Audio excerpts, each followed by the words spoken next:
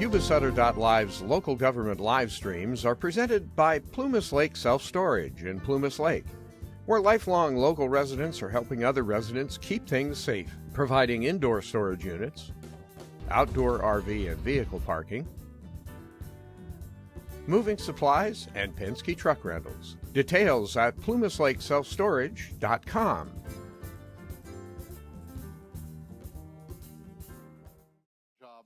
And, you know, in the last 3 years, he's had his own little problems. A tree fell on his house, and he just finally moved back in his house, after 3 years? Yeah, in May. And then he no sooner gets moved in, and we had a little storm a while back, and his basement floods. So anyway, so he's getting a little training on his own disaster. Oh, yeah. Yeah. So I'll give it to you, Chuck. Take over. So first, thank you so much for the opportunity that I was given to work here, and I really appreciate every elected official that's come to the county has come with the county in mind. I'm going to say that out front because there's people out there that don't understand it. So I want to say that public employees are the least appreciated in this community, and they do tremendous work. And I've known this when I was a reporter. I covered city council meetings, supervisors meetings. I know how hard everybody in local government works, and it's an easy dog to kick. So my advice is to ignore people on social media. Ignore people on social media and understand that you're doing good work, especially in public health. During COVID, your messaging saved lives. I don't care what those people out there were saying about other things. So, and it's always the people. People ask me if I like my job, and I say, yeah, because I get to work with smart people doing good things in this community. And so keep it up. You guys do great work.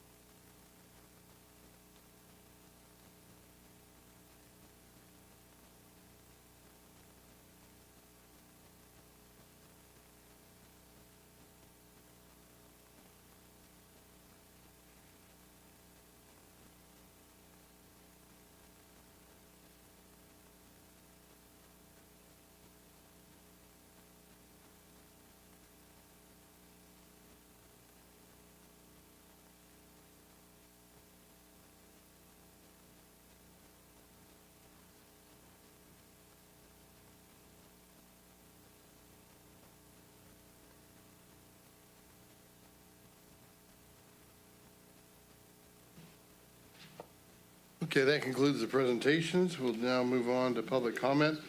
Member of the public will be allowed to address the board of items of interest to the public that are within a subject matter and jurisdiction of the Board of Supervisors. State law provides that no discussion or action may be taken on any item not appearing on the posted agenda. Any speaker cards for that? Yes, Chair, we have 5 speaker cards. The first speaker is Tina Hessong.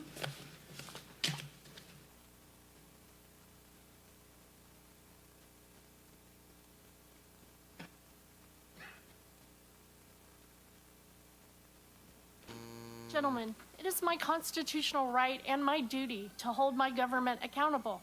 I come before you each meeting presenting to you information that you may not like or believe, but it is your job to listen. I am respectful to you, and I expect the same in return.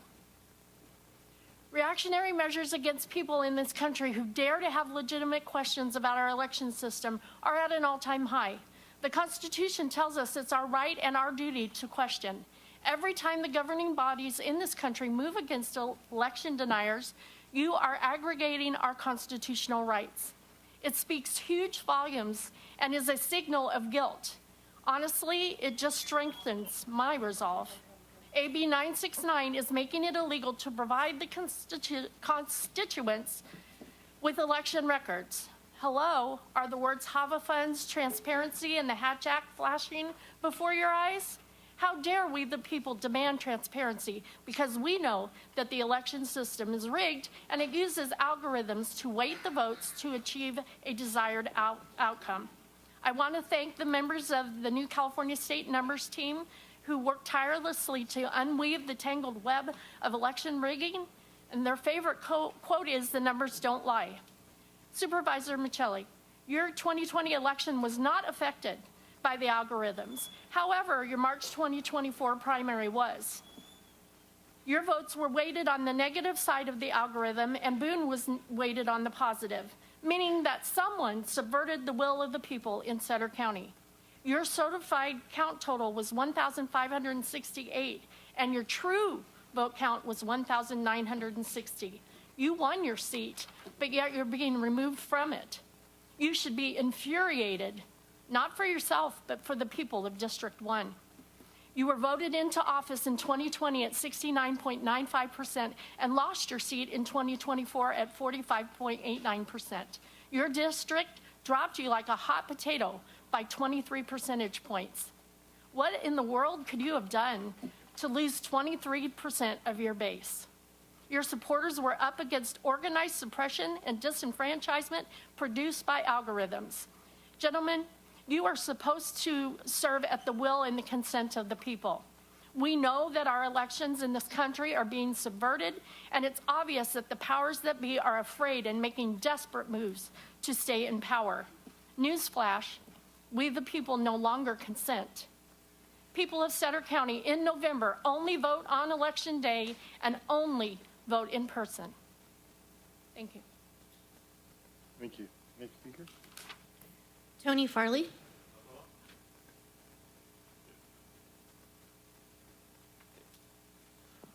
Tony Farley from South UC South Sutter County, Walton Hay Park. Here, thank everybody for your service. Thank you for your service, Sarah Rios, the help lady. Thank you for your service, Jennifer, DA, also known as Charging Angels. Thank you for your service, Jamie, also 1980s Millennials. Thank you for your service, Laura, the Libertarian, the Eagle. Hey! Thank you for your service, the lawyer down there, lawyer. Thank you for your service, Chuck Smith. He is PIO, also known as Media Hero. Thank you for your service, Cadet Deputy right there, Cadet. Thank you for your service, Scott, the Air Force guy. Thank you for your service, the Marine Corps guy, 0311, Basic Grunt. Thank you for your service, the baddest sheriff ever, Brandon Barr, also the funny sheriff, known as Al from Duck Dynasty, Uncle Al. Thank you for your service, Bill, the President Bill. Thank you for your service, Special Steve Smith, the professor. Thank you for your service, Nicholas, the gun collector. Thank you for your service, Carm Baines, the diversity guy. Thank you for your service, Matt Conan, the farmer, also drive a foreign Toyota truck. Thank you for your service, Dan Flores, the Star Wars, the Dark Side. Thank you for your service, Matt Ziegler, the guy likes numbers. Thank you for your service, everybody. Thank you. Thanks, Tony. Next speaker. Tammy Kiger. Good afternoon, board members. I'm here with some of the staff from the clerk recorder's office. I'm here on behalf of myself and my coworkers who couldn't be here this afternoon to ask for help and support in finding a solution. You all received an email from our office this morning regarding some concerns at the clerk recorder's office located at 433 2nd Street. We're dealing with what we think are serious health and safety concerns. We have a huge concern with the building itself. It's outdated and in poor condition. We have uneven floors, thin windows that shake when trucks go by, sound like they might shatter on us. We have floors lifting in the bathrooms, and most importantly, cracks throughout the building. Then we have the issue with rodents that we must deal with almost daily. We came into the office this morning with a horrible smell in our staff room, and yesterday morning came in the office to find a dead mouse under my desk, which still carries the smell of the dead rodent after spraying in the area. The email that was sent this morning contained pictures and letters that went into more detail of what we're dealing with at our location. Please note that these issues are not new issues and have been going on for quite some time and now have become a larger issue. As for the safety for both staff and the public, we have homeless in the empty lot that congregate at times in the early morning, coming and going from the levee. Just last night when we left the building, we had multiple vehicles from law enforcement. We're at the home behind us yet again. Law enforcement makes a visit at least once a week to that house behind us. We invite you to come visit the office to see and talk to the staff about the concerns that we have. We thank you for your ongoing support and hearing us out. We love what we are able to do for our community. Please help us.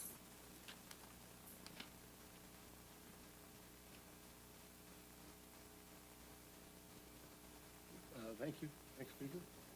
Janet Johnson.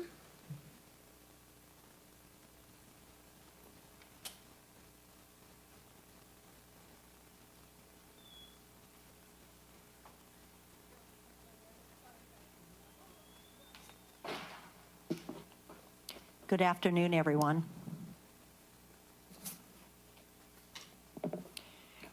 I'm Janet Johnson. I'm a Sutter County resident. I've been here just about all my life, and I'll be 79 in November. Reorganized State of California Ordinance 24-03, State of California, slave trading violations of California State Constitution 1849, Article 1, Section 18, and the United States Constitution 13th Amendment.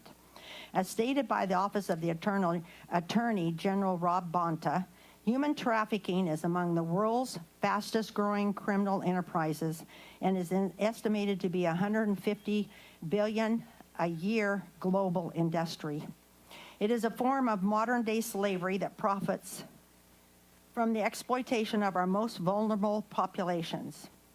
California, a populous border state with a significant immigrant population in the world's fifth largest economy, is one of the nation's top destination states for trafficking human beings. In 2018, 1,656 cases of human trafficking were reported in California. Of those cases, 1,226 were sex trafficking cases, 151 were labor trafficking cases, 110 involved both labor and sex trafficking, and in 169 cases, the type of trafficking was not specified. The perpetrators of human trafficking have become more sophisticated and organized, requiring an equally sophisticated response from law enforcement and its partners to disrupt and dismantle their networks. Human trafficking strips victims of their freedoms and violates our nation's promise that every person in the United States is guaranteed basic human rights. It is also a crime. According to World Population Review, Human Trafficking Statistics 2024, California consistently has the highest human trafficking rates in the United States, with 1,334 cases reported in 2020, of which 1,023 were sex trafficking cases. As reported by bedbible.com, California has the most trafficking, and 1 out of 4 victims are children whose average age is 12 to 14 years.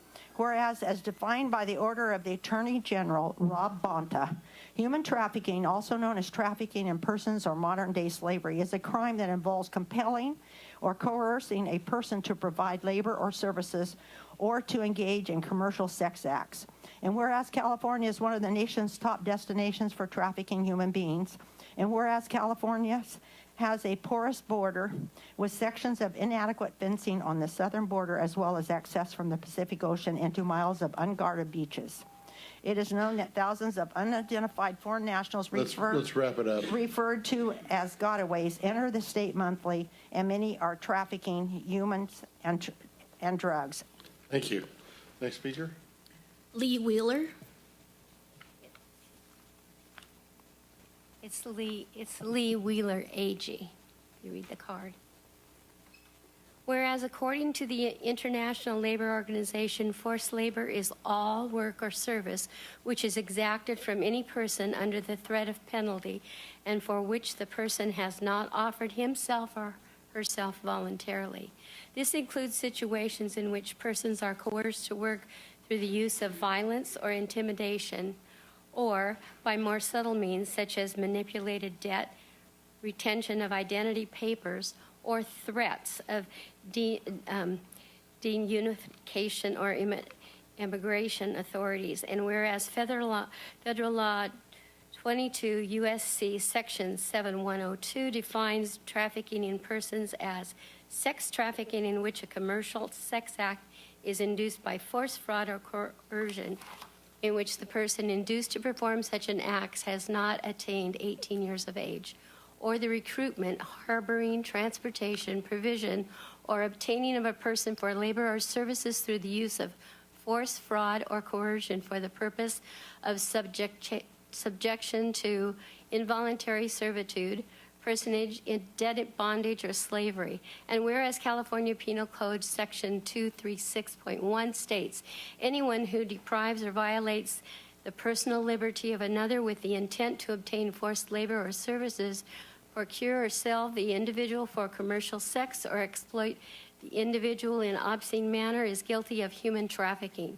Depriving or violating a person's liberty includes substantial and sustained restriction of another's liberty accomplished through fraud, deceit, coercion, violence, duress, menace, or threat of unlawful injury to the victim or to another person under circumstances where the person receiving or apprehending the threat reasonably believes that it is likely that the person making the threat would carry it out.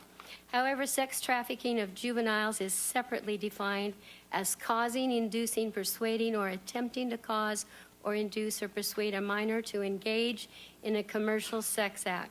Forced labor or services include labor or services that are performed or provided by a person and are obtained or maintained through force, fraud, or coercion, or equivalent conduct that would reasonably overbear the will of the person.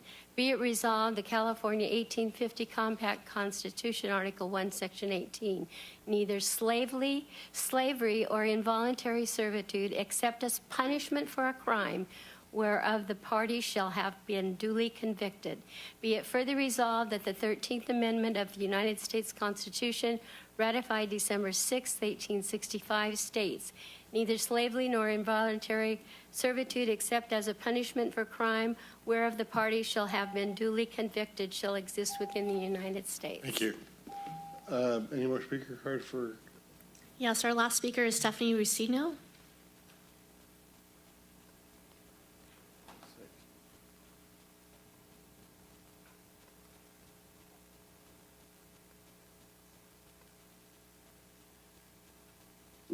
Hi, do I have to push the button? Okay. I'm Steph, and I'm a Sutter County resident. I'm not exactly a happy camper. And I won't give you the technical stuff because you can't vote on it. I'll just mention a few things. How many of you breathe air? How many of you actually like clean air? And how many of you know those striping in the sky? Some call it chemtrails. Some call it comtrails, some call it geoengineering, others just flatly call it striping. Well, that stuff is so egregious that they blew up the Pentagon because somebody found out that close to $3 trillion was missing, and it all went to paying for the UN's spraying of us. That's why we get fires that are 3,500 to 4,000 degrees. It's not good for anybody who breathes air, or drinks water, or eats food. What are you doing to tell them stop it? The other day there was an orange V in the sky. Of course, the V from other fires made it pretty. And I asked about that, and I got my answer. That was a direction to tell other pilots, go that way. I guess there was last-minute ground changes. They are willing to kill us all. Ironically, the doctor who got in '92 the patent to spray us, that was the same year Bill Gates came out on TED Talks and said we need to get rid of 90% of the people. Of course, back then he said vaccines is a way to do it, and good old Fauci, who's made a couple trillion off it, of course he's behind it and is very happy about it. Where does that leave us? I challenge you, board, to go say that you were duly elected except for the fraud. You're elected, and you're responsible for our safe being. And I'm pretty sure all of us breathe air and do not want to breathe in aluminum oxide. And back in the 70s, they determined that the aluminum in underarm deodorant was responsible for a lot more dementia and Alzheimer's. And now we're breathing it aside from using it under our arms? What the heck? What are you doing to protect us? And voting, I do not want to see, I don't know if I'm allowed to express my political opinions, but I don't want to see one of the candidates ruining us even more. 100 million of these insurgents coming in, the gotaways, the danger, the sex trafficking, all of the above. Don't want it here, and they're highly armed and very well trained from all countries. And our entire 101st Airborne is in the Middle East. All our tanks, you know, Hurlong and all that. All of our tanks, all of our other good stuff, it's gone. We gave it to Ukraine, and now we want to give them missiles to go deep into Russia. We already did an act of war blowing up the pipeline. Keep us safe, please. Get us to paper ballots, one-day voting, so we can be honest and fair. Thank you. Any other speaker cards? Nope. Okay. Moving on to the consent calendar. Consent calendar groups together those items of which are considered non-controversial or which prior policy direction had been given to the staff that only require routine action by the board. The chair will be advised the audience that any matter may be adopted in one total motion. However, the board may, at its option or upon a request of a member of the public, consider any matter separately. Is there any speaker cards for? Nope. Through the chair, I'd like to pull item number 13. Pull will number 13. Okay. Yes, thank you. And anything else? Through the chair. Yes. Move approval of consent items 1 through 20, less 113. We have a motion and a second. All in favor? Aye. Opposed? Motion to pass unanimously. Okay, number 13. Roll call vote or no? Do we need a roll call? Never mind. No? Oh. You got a unanimous vote. Okay, number 13.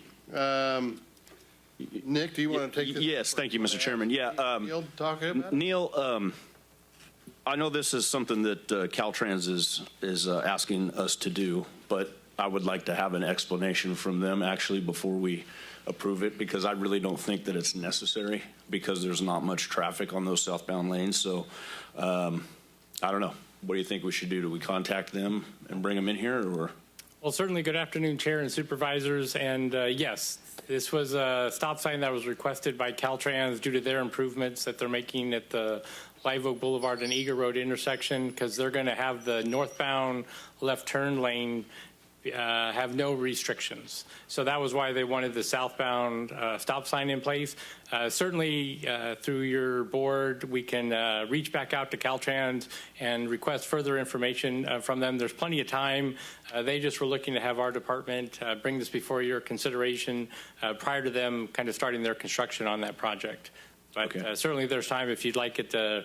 So maybe we can ask for a motion for a continuance for what, maybe 2 meetings from now? Would that give them enough time, do you think? Certainly sufficient. Okay. Stephanie, what's the date on the next? Or sorry. Yeah. Next meeting. Next meeting. Oh, no, 2 meetings. That'll give them a month.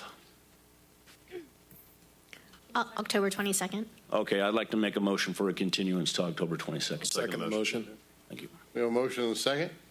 All in favor? Aye. Motion passed unanimously. And that will be brought, item number 13 will be brought back on the 22nd. Okay. That concludes the consent calendar. We're moving on to Waterworks 1. We'll adjourn the Board of Supervisors and convene the Waterworks 1 board, governing board. We'll let the roll call stand. Is there any public comment? No speaker cards? Okay. Moving on. Items 1 through 3 are on consent. Through the chair, Yes. move to approve the consent calendar. Second. We have a motion and a second. All in favor? Aye. Aye. Opposed, same sign. Motion passed unanimously. Okay, we're now adjourning the Waterworks 1 Board of Directors and reconvening the Board of Supervisors. We're going to let the roll call stand, and we're now doing public hearings. You guys want to start with that one? Number 22. Public hearing to consider project number U23-0010 Siller, a request for a general plan amendment from agriculture. Okay. Oh, Neil's not doing this one. Okay, go ahead. Good afternoon, Chair and Supervisors. Ravina Soroya, Associate Planner with Development Services. This project is a request for a general plan amendment and rezone for 5.46 acres of land located within the rural community of Sutter. The subject parcel is located on the east side of Acacia Avenue, approximately 0.4 miles north of State Highway 20. As you can see on here, the site is currently zoned agriculture and is designated as Ag 40 by the general plan. The parcel is surrounded by ag zoning to the north and east sides and is surrounded by a mix of light industrial, public, commercial, industrial, general commercial, and recreation zoning to the south and west. Following the latest general plan update in 2011, the parcel was rezoned from general industrial to agriculture. The applicant is now proposing to amend the general plan designation to industrial commercial and the zoning to commercial industrial. The proposed commercial industrial designation is applied primarily within growth areas as designated in the general plan, which includes the community of Sutter.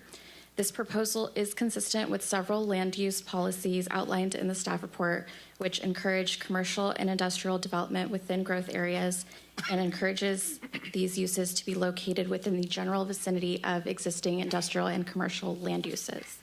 Much of this area is surrounded by industrial and commercial land use, so the proposal is consistent with the general vicinity. An initial study and trip generation analysis was prepared for this project in accordance with CEQA, which determined that the proposed land use change would not have a significant impact on the environment with 10 mitigation measures applied. This project was brought before the Planning Commission on August 21st, 2024, and the Commission voted 7-0 unanimously to recommend approval of the project. We have not received any opposition of the project at this time, so staff is recommending that the Board of Supervisors approves this project with the findings listed in the staff report. I'm happy to answer any questions. Thank you. Then we'll now open a public hearing. Ask, are there any speaker cards? Yes, Chair, we have one. John Patrick. Okay.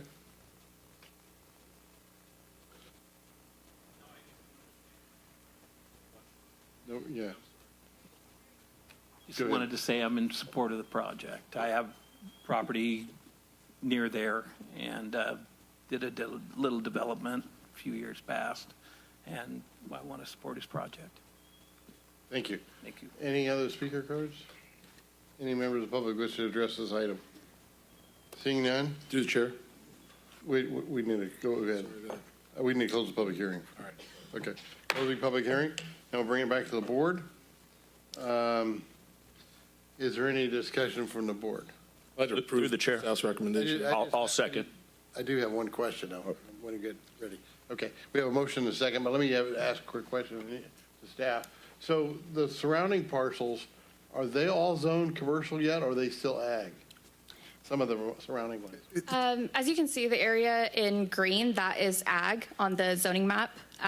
So, we have general industrial across the way on Acacia Avenue, and just south of there, you have some commercial, industrial, and general commercial zoning. And that's the different colors indicated on the map. So have we talked to I really think it makes sense that all that is commercial, industrial. I don't understand why we still have it zoned as ag, and I guess unless the owner wants it changed, it's not going to get changed, correct?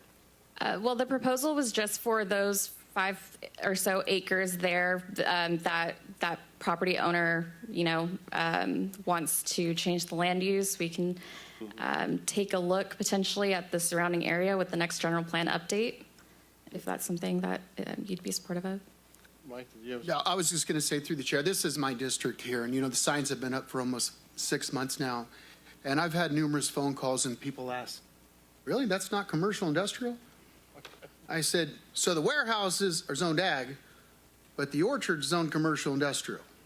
Sure, it's not flip-flop, yeah. But so as long as I've been there, and I was born in 1980, that's always been a warehouse, commercial industrial. So in essence, we're taking it back to what it was before, and it was converted. So I believe it's going to be a great thing for Sutter County down the road. It's a good thing now, and I'm in full support of it, and so are the people that have asked me questions on the project. I was just wondering about the rest of them, but anyway, I guess we'll deal with those later, possibly. Okay, we have a motion and a second and no more discussion. All in favor? Aye. Opposed, same sign. Motion passes unanimously. Okay. An ordinance of the County of Sutter amending the zoning of certain parcels in the county. Okay, thank you. Now we'll move on to that's all you need to cover, right, for that one? Yes. Okay, thank you, Gina. Okay, next we'll do the Sutter Point. And Neil, you're going to take that one? So actually, I wanted to introduce that our principal planner, Arwen Walk, will do the majority of the presentation, and then I'll be available maybe for some comments from the department and answer any questions that your board may have.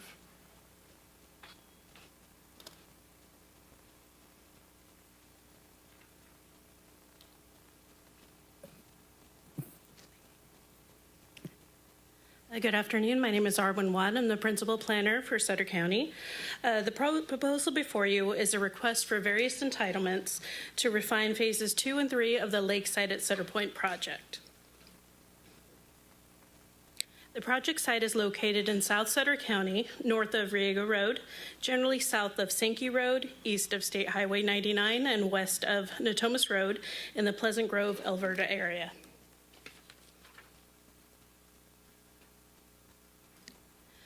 For some background, in 2009, Sutter County approved high-level entitlements to allow the Sutter Point specific plan, which provided for 17,500 residential dwelling units on 2,900 acres, 50 million square feet of employment center and other non-residential uses on 3,600 acres, elementary and high schools, other community buildings, parks, and open space on 1,000 acres, institutional uses, commercial uses, lakes and detention basins, and major roads.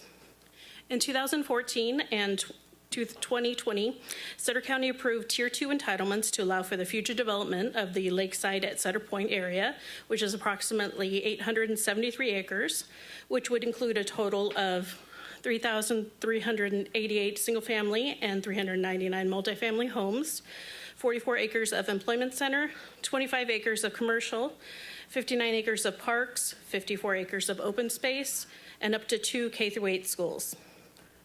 The underground infrastructure is currently under construction for phase 1 of the development at the southern portion of the development. The property owner is now proposing amendments to phases 2 and 3 of the Lakeside at Sutter Point development to refine their proposal to meet the current school site requirements of 20 acres instead of 16, and to increase the number of residential units in phases 2 and 3 due to a slight reduction of units in phase 1. The requested entitlements include rezone, large lot tentative map, and small lot tentative maps.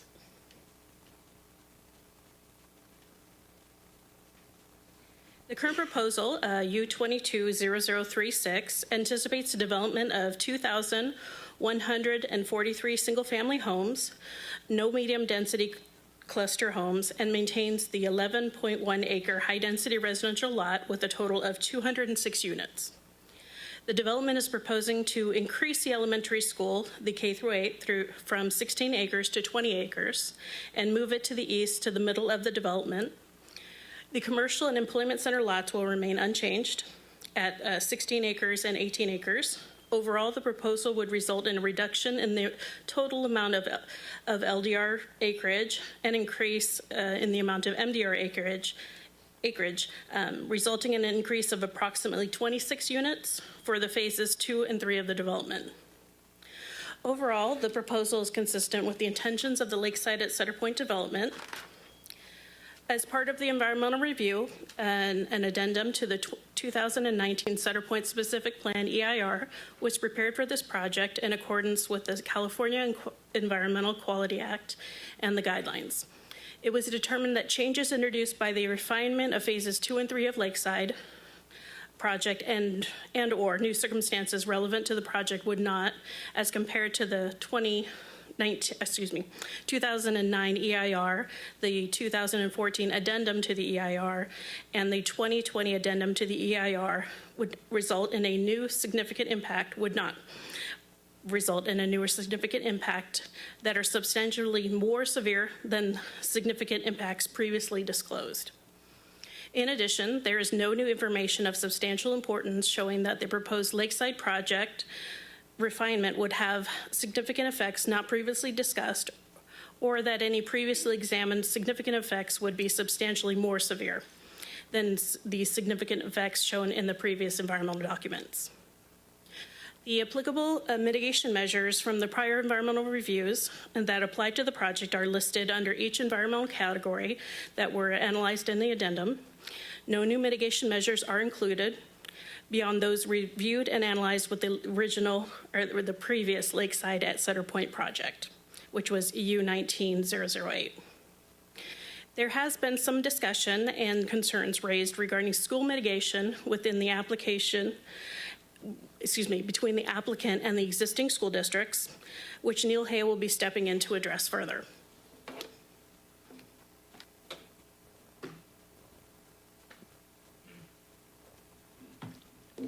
Thank you, Chair and Supervisors. I think we'll try to scroll to one of the kind of the conditions of approval that's in the packet. Obviously, it's there's quite a volume of paperwork that's involved within this action, but I think we can skip through to some items.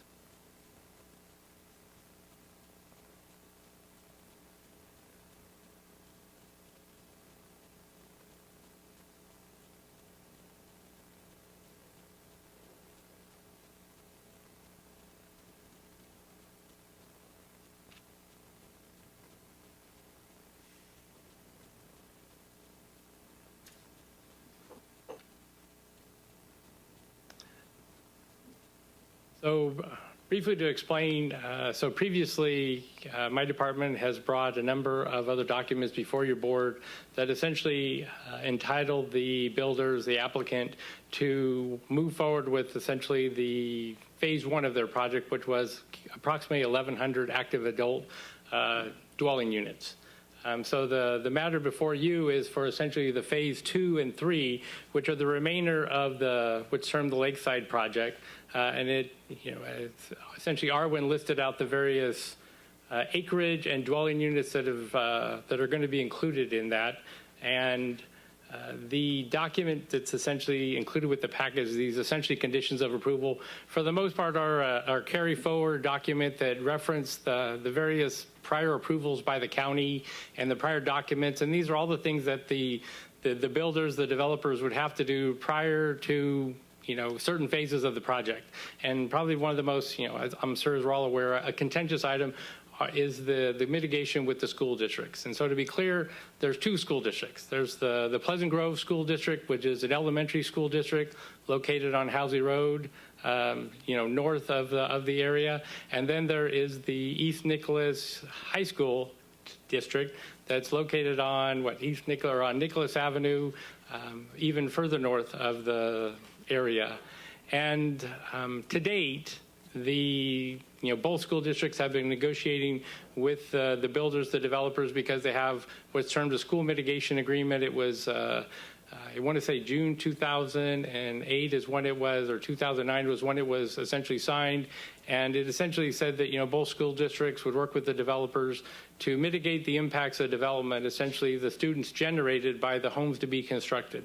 So with the phase one, the builders went with an active adult community with the premise that those properties are deed restricted to not have students, both elementary or high school.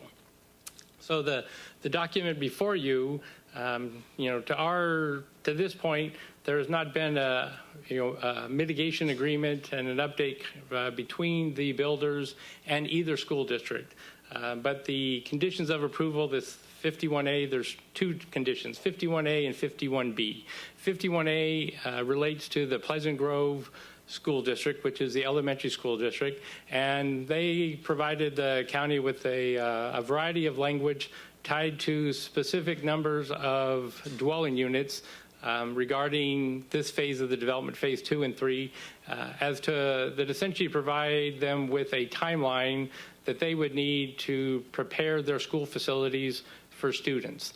The original Sutter Point specific plan has what's termed a school generation rate or student generation rate as to how many students all these units are going to generate and provide to the schools. So between the builders and the school district, Pleasant Grove School District, they've come to at least agree on the school generation rate, student generation rate, and they have provided what essentially we would say would be triggers before that need to be resolved so that they can, like I say, provide the necessary school facilities. And so that's sort of incorporated into these conditions. The language for the East Nicholas High School District, with our department essentially tried to simplify it. We've had, I'll say, less conversations. We've been shared their facilities master plan and what they think it would take for a full build out of this phases 2 and 3. And so we tried to simplify it because it seems that the student generation rates are still haven't been resolved. And so the actual conditions, 51B for the school district, has much more, I'll say, finality as just there are still remaining issues that need to be resolved regarding the mitigation between the school district and the builders.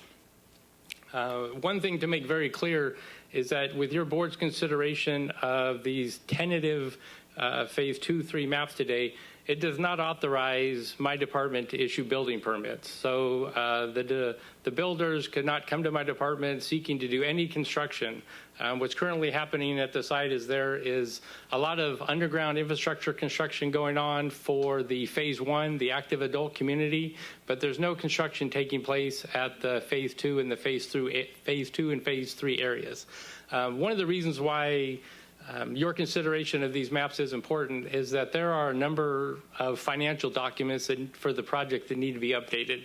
So originally when the specific plan was prepared and it kind of came before your board back in November of 2020, it included a lot of what the potential costs of infrastructure and county services would be.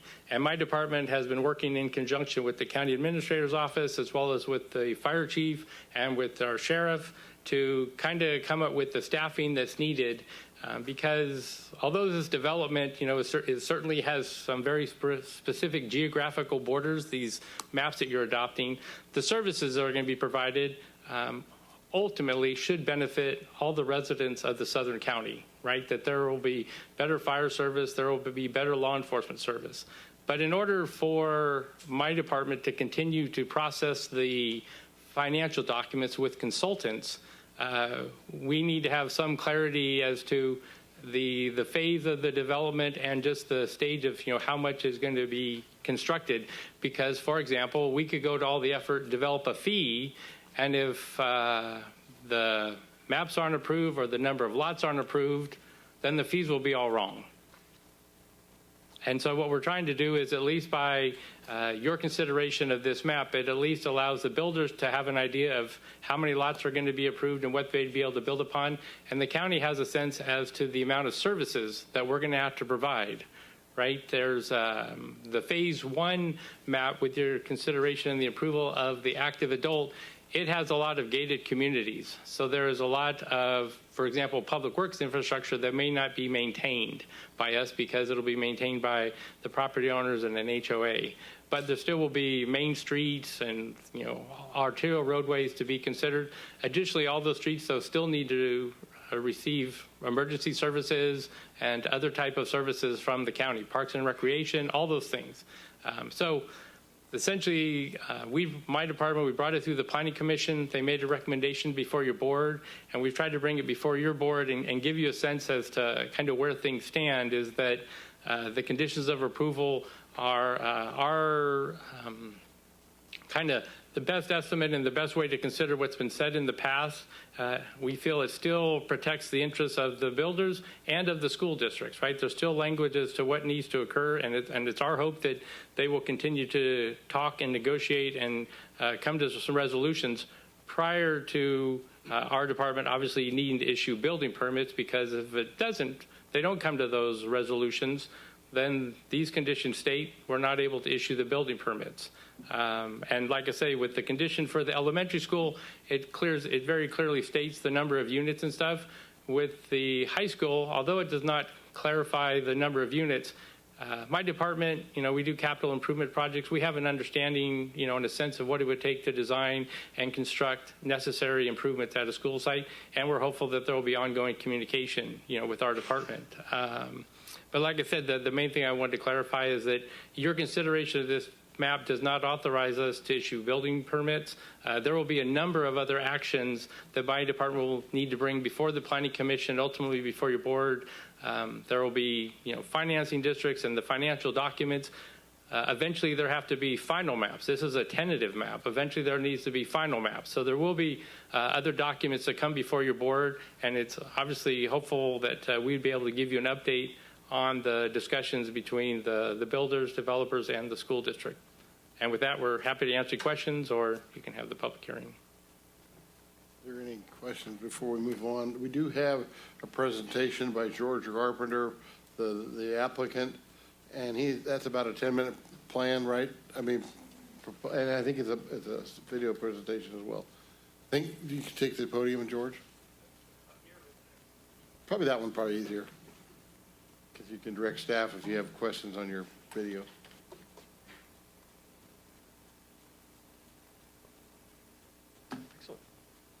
Well, good afternoon, members of the board, Chairman Conant. I'm George Carpenter with Wind Communities. Also here with me today are a number of members of our team from Wind Communities, our colleagues at Lennar, and our consultant team and attorney team. This is really important to us, and I take great pride coming before this board. Having been born here as a fifth-generation Sutter County resident, I always like coming before my local community here. So today, what's before you, the staff gave you a pretty good presentation. This is the part of the Sutter Point project that we own, which is called the Lakeside. It's about 900 acres. And to rewind the clock a little bit, when the Board of Supervisors approved our Tier 2 entitlements in 2020, they only approved the first phase of tentative maps. So it was supposed to be about almost 3,400 single-family lots, but only 1,200 of those lots were approved in the first batch because we weren't sure what the second phases 2 and 3 were going to look like at the time. So today is those phase 2, 3 maps. In 2022, we came back to the Board of Supervisors because at the time we hadn't worked out deals with the school districts, and we said, well, we're interested in starting infrastructure construction, including construction of the sewer line, if we know that we could start with an active adult community and then build phases 2 and 3 as conventional housing. And the board approved that development agreement amendment, so we were able to start construction. We graded the property now. As most of you have driven by there, there's a ton of work going on out there, and I'll talk about that in just a second. But that decision in March 22 allowed us to start proceeding forward. So it's important to us today that the board approve these maps because we are under construction out there. I wanted to show you the reason staff mentioned some land use changes, and the changes aren't big. You look at these two maps and they kind of pass the squint test, but we did have to, there are some details that go along with it. The most important thing is that when we realized we were building an active adult community in phase 1, we wanted to relocate the school site to be more centrally located in the community, and that's what you see on the right side. We located it along a spine street, and we located it so that it's a little bit easier for every part of the community to get to it. And when we relocated it, then we said, well, then we want to move some of our parks and redistribute those a little bit. So that's really what you see when you're looking at the revisions of this map. We did increase the size. We worked with the Pleasant Grove School District on both the configuration of this, the size of this, the location of it. And when you see in just a minute, you'll see how we tried to get connectivity to it. In this exhibit, this is a blow up of the map. And I threw this on here for two things. You can't see the roads in the land plan. Here you can see the network of roads. And I want to point to, okay, you can see the spine street that runs north and south. There's the blue school site, and then over to the west of that is the loop road, and that loop road kind of goes all the way around the community so that it really helps bring people to the school site and making that a central part of the project. So, we're really looking forward to working with Pleasant Grove to be able to make that work. One other thing I just note at the north end of that property is the Brown property. That's a multifamily affordable housing site, and just showing that we're trying to look at all levels of housing here. This is just how the Phase 2-3 area connects to Phase 1, just to give you a sense that we would be able to take advantage of the infrastructure that's built in Phase 1. And this is the exhibit that shows the connectivity that we really tried to develop so that it, increasing pedestrian, bike, and vehicle connectivity to all parts of the community so that you could get around all of Phase 2-3, you could get to the north end of it, and then you could get back down into Phase 1, and Phase 1 could get into Phase 2. So we just wanted to really point out the connectivity there. If you were walking along that green space, I wanted you to have a sense of what it would look like. There wouldn't be water necessarily in it, but it would be kind of a wet area. It'd have a paved trail around it, so it'd be a really nice amenity. And the number one amenity that new home buyers are looking for are access to open space and trails, and so that's what you see in this exhibit here. There are some small parks, and this would give you a sense of what the parks would look like. They'd be programmed for short stays. They wouldn't be large parks. And to give you a sense of what it would look like in some of the sidewalks, and if you're going to walk along the lake community, that's the image on the right there. I did want to give you a sense of the housing types. We're going to be doing all sorts of different housing types. There's going to be larger lots for larger homes. There'll be some smaller lots for smaller homes. And here you can see there'll be homes that back up to the open space. And so you can see this is kind of an image of what a backyard might look like. Well, that's not the exhibit I thought it was going to be. What happened there?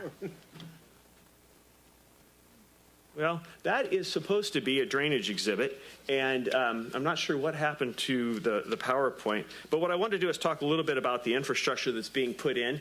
What this is supposed to be showing you is a very comprehensive drainage infrastructure program that serves the entire lakeside area, and it takes the drainage from the far north end, takes it all the way down through into the lake at the bottom end of the project, and then ultimately out into the Reclamation District 1000 channels. And we're spending about $16 million on the backbone infrastructure. And then this is the sewer right here. The sewer line, this shows you how all the sewer system connects through the entire plant area, ultimately goes down to a sewer lift station that then goes into the 7-mile sewer line being constructed down to Alberta. And this is going in at about a cost of $34 million.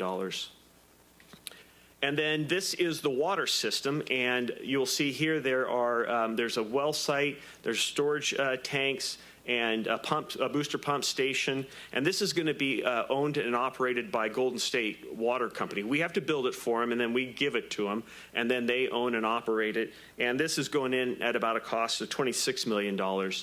And then in addition to, I didn't put an exhibit up here for roads, but for roads, we're doing about $6 million worth of roads for the major spine streets, improvements to Rigo Road, and then I think we spent about $10 million on the interchange, just to give you a sense of scale for what's been spent out here.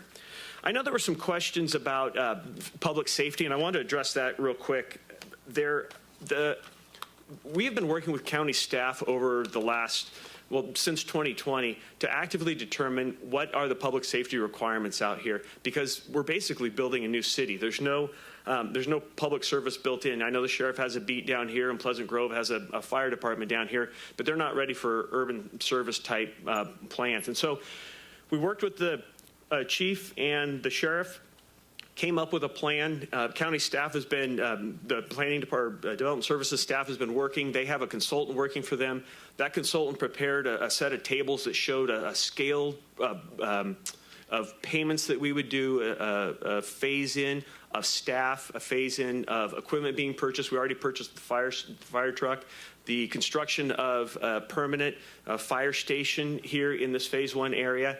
And so there's been quite a bit of thought given to that. Based on that, the county staff study that was done in February this year, we put together a reimbursement and funding agreement that we submitted to the county in May. We haven't heard back any feedback on that. We did hear in the last 30 days there may be some concerns, and so we're happy to sit down and work with, whether it's the fire chief or the interim fire chief, whoever, or the sheriff, happy to always sit down and talk about public safety needs. I understand the importance of that.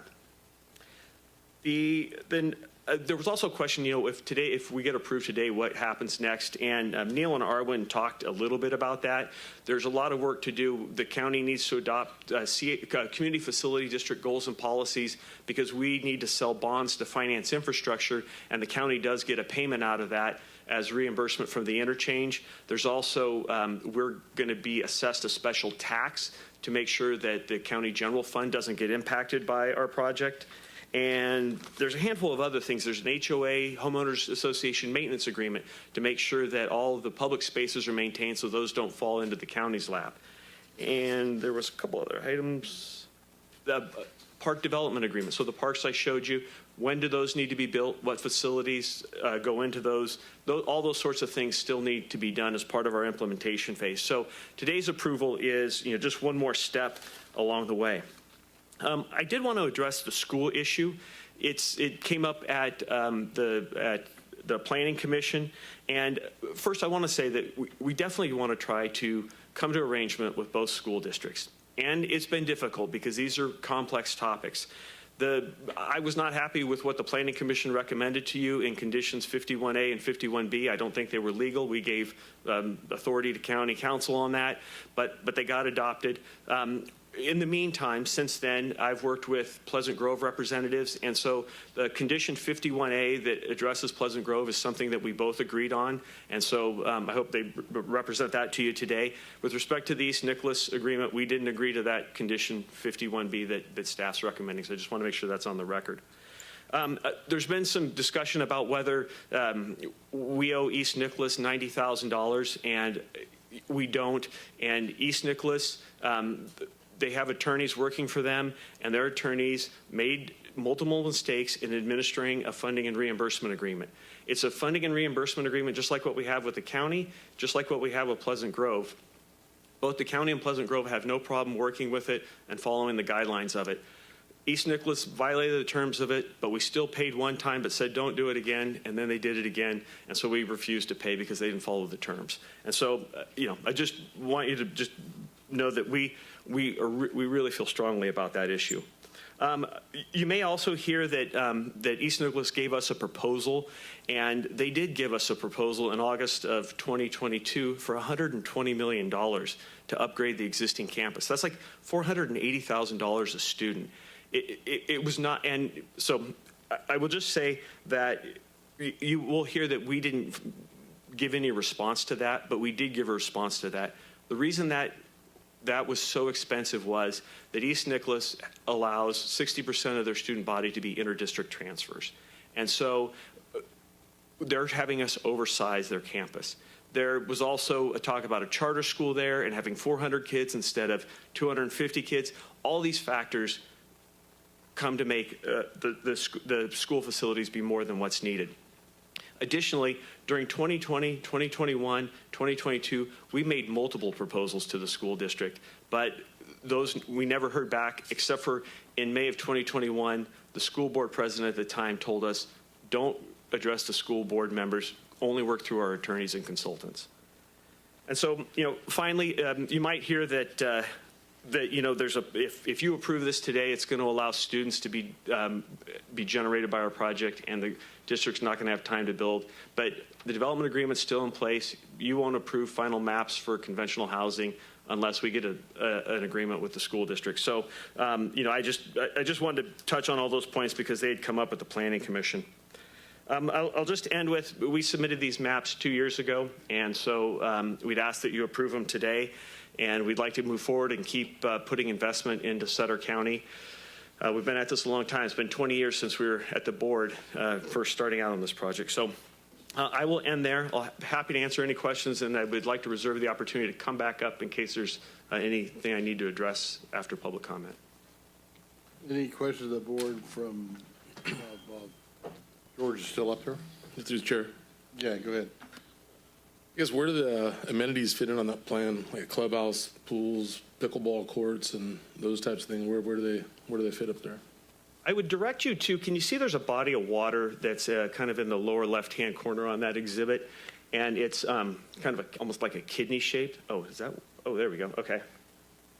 Yeah, so So that right there is that's a lake at the bottom end. On the south of this, right here is I think this is about a 13-acre, and I don't want to call it a regional park. Maybe I'd call it a community park. But this would be programmed with the type of active amenities that you're talking about, and so that is actually in part of the Phase 1 area.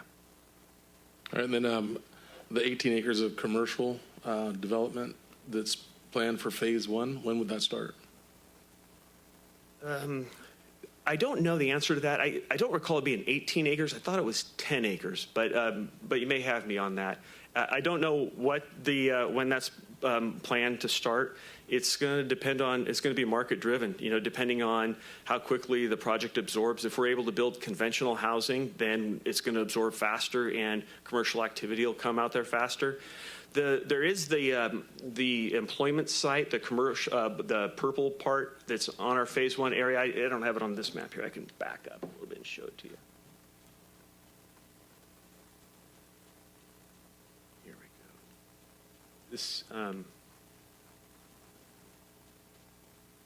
right down here, this purple area.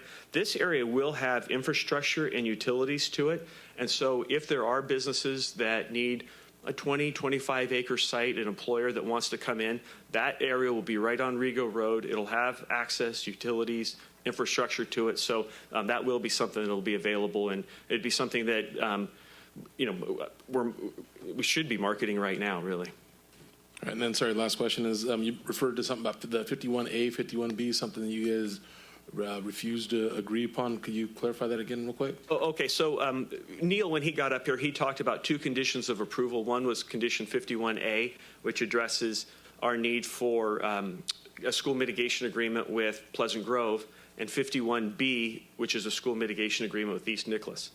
With respect to 51A and Pleasant Grove, we have agreed to that, and that is language that reflects efforts by myself and Lindsay, the attorney for the school district.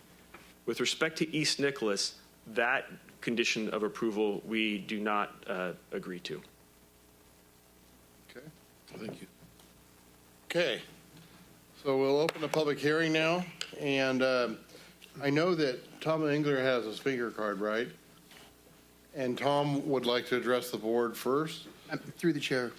Yeah. I have to leave at 4:30, so I'm just giving everyone FYI. All right. Okay. So yeah. That's what happens when this is going to be you got kids and don't have a babysitter. So. Okay. I don't think we're in. 10-minute break. No. Thank you, Tom.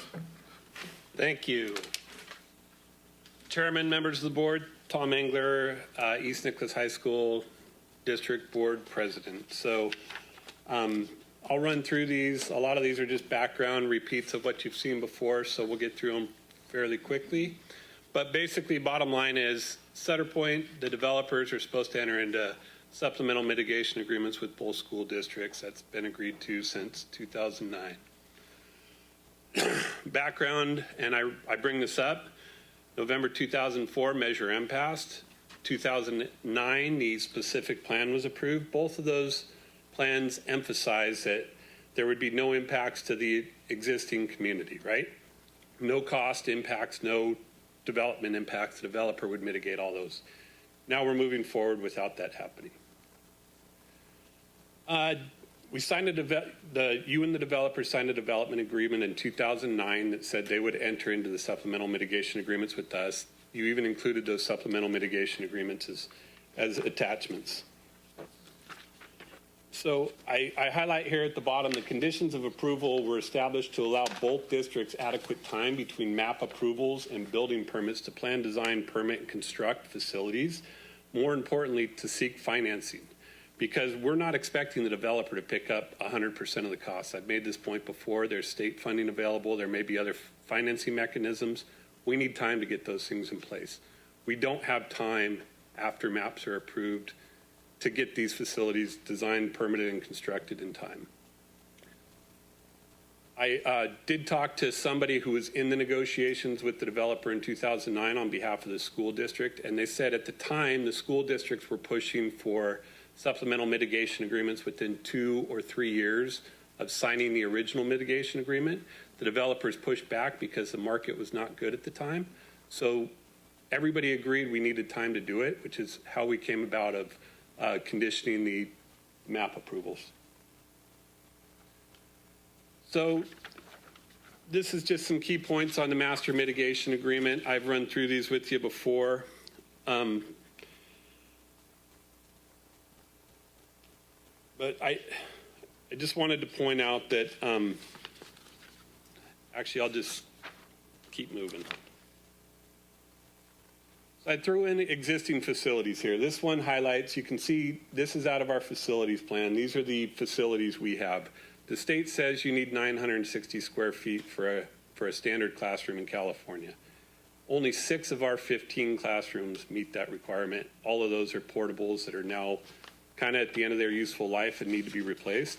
But with that, we can house 375 kids. Our enrollment's slightly over 300 now, but we can't really house 375 kids. It's probably more like 340. We haven't got to the negotiation point where, what does that mean for the developer? At the bottom are the essential facilities required by the state. You can see we're already undersized on one of our facilities. As the development continues, if we get 250 kids, we've got to upsize a whole bunch more stuff.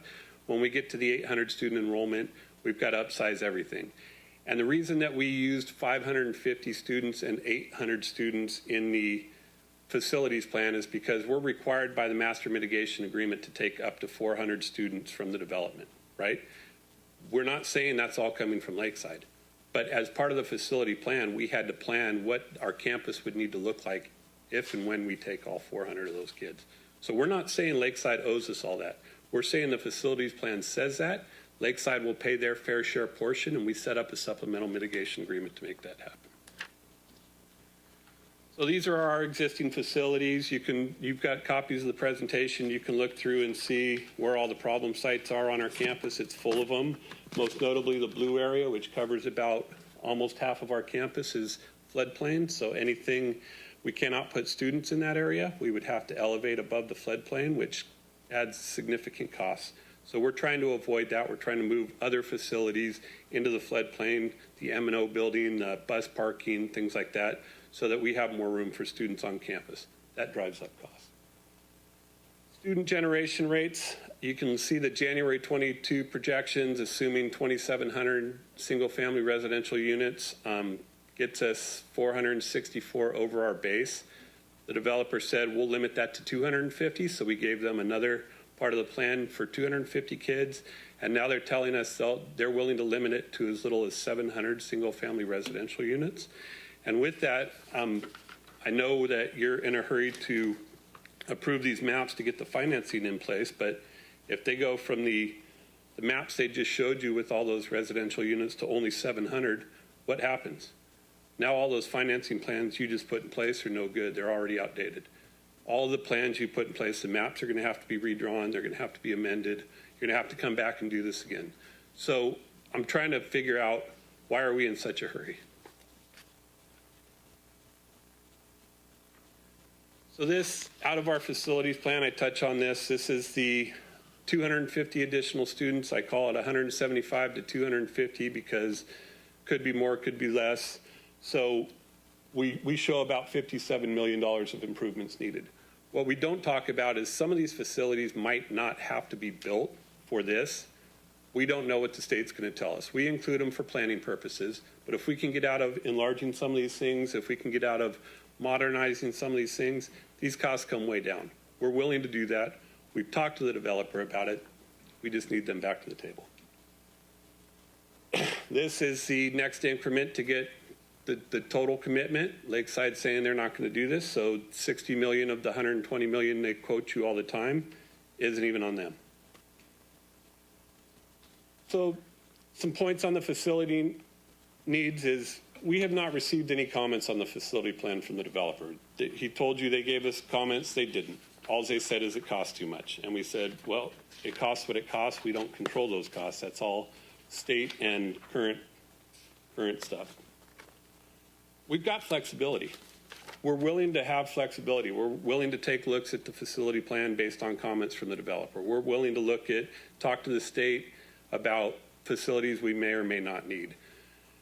Everything's scalable. if they send us 100 new kids, maybe we can get away with only building 4 or 5 new classrooms at $500,000 apiece. That's a lot more reasonable. Maybe we only have to enlarge a parking lot or two, and now we might be able to get the cost down 10, 12, 13 million. But we've got to have those conversations to get there. And then bottom line is state funding usually costs or covers 40 to 50% of the costs, but we need time to get the state funding.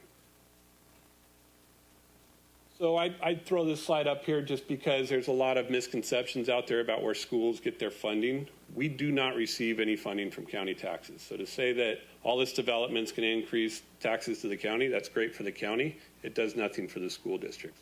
All our funding is from average daily attendance, bonds, state funding programs that come out. So all of that is relevant here. So we did provide them a draft supplemental mitigation agreement at their request in August of 2022. They did not give us any comments on that. Key terms were the agreement on the number of single-family residential versus age-restricted units to determine student generation, right? We've got to come up with what the true generation numbers are to build a plan to figure out financing. Updated facilities plan based on those agreed numbers. Cost and developer share, including timing of contributions. It might not be that we need all the money up front. It may be we need it over time, and we can come up with a financing plan that works for them. And then timing of true-ups for actual costs, facilities, and generation numbers. So they bring up the inter-district transfers all the time. I'll make it clear that all we say is we are not telling kids that have gone to our feeder schools for 8 years or that are at the high school now that, sorry, you've got to go because we've got other people coming in. That's all we've said. The inter-district transfer numbers are going to be what they're going to be. We're not going to limit them.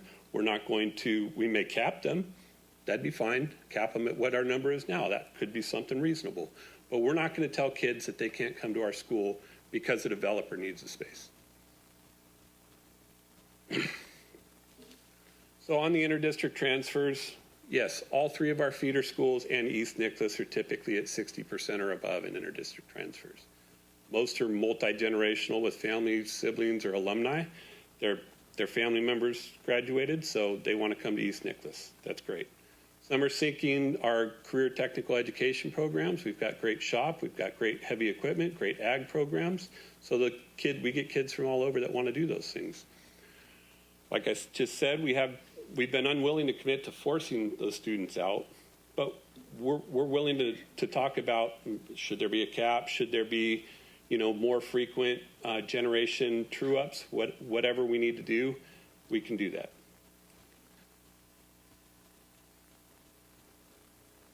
So here's just some pictures of our current campus. These were taken in the last couple weeks just to show you that there's not a lot of room on the campus for the 300 kids now.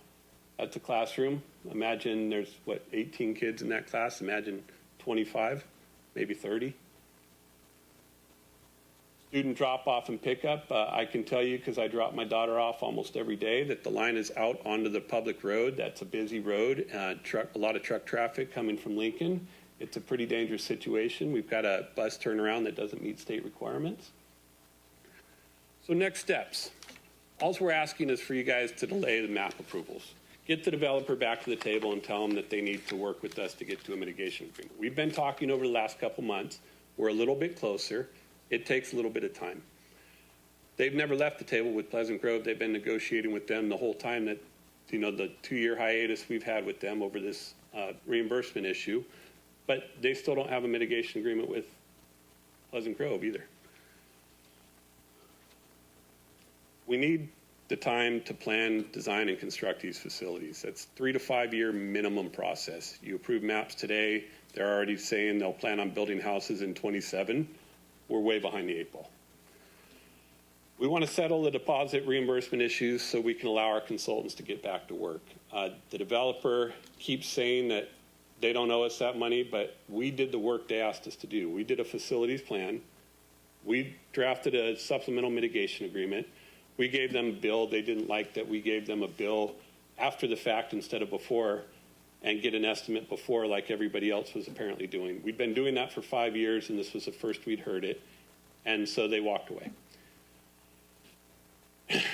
We need to finalize and execute the supplemental mitigation agreement. Last point I'll make is we hear about not having good faith negotiations.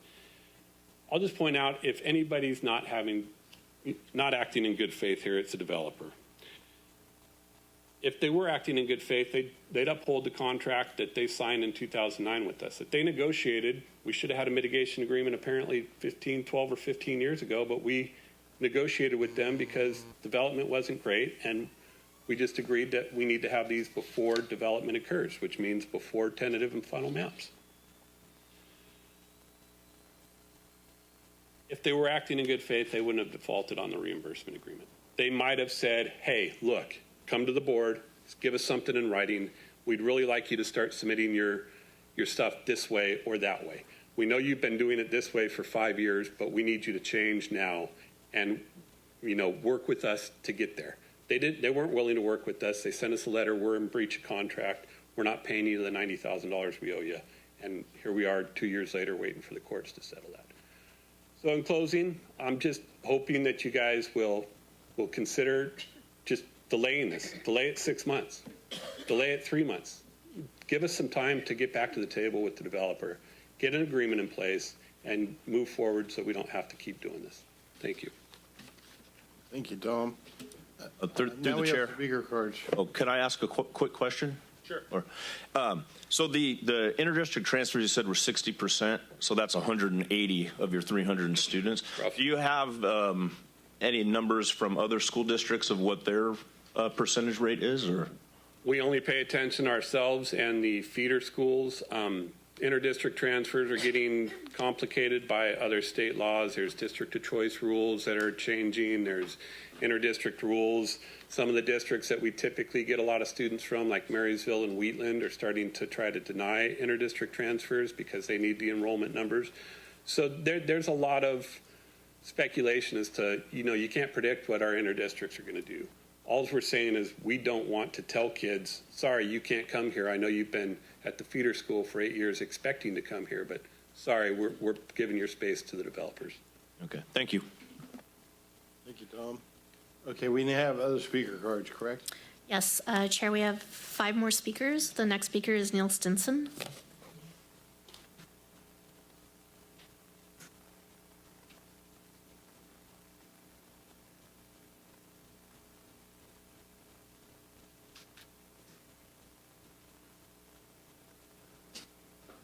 Okay, if I just speak from here? Yes. Perfect. Thank you. Thank you, Neil. Hello, I'm Neil Stinson, Superintendent for the East Nicholas High School District. East Nicholas High School is the smallest public high school in Sutter County. School was originally established in 1924 and has been at its present site since 1974. For the past 20-plus years, we have an enrollment that has ranged from 285 to 328 students. And as you've heard, approximately 60% of our students are out of our district through either the interdistrict agreements or district of choice program. Many of these out-of-district students are generational or children of alumni who live outside our boundary due to housing difficulties within our district, as well as students of families that live in neighboring school district attendance areas that have high schools that are a minimum of 3 and up to 7 times larger than our school.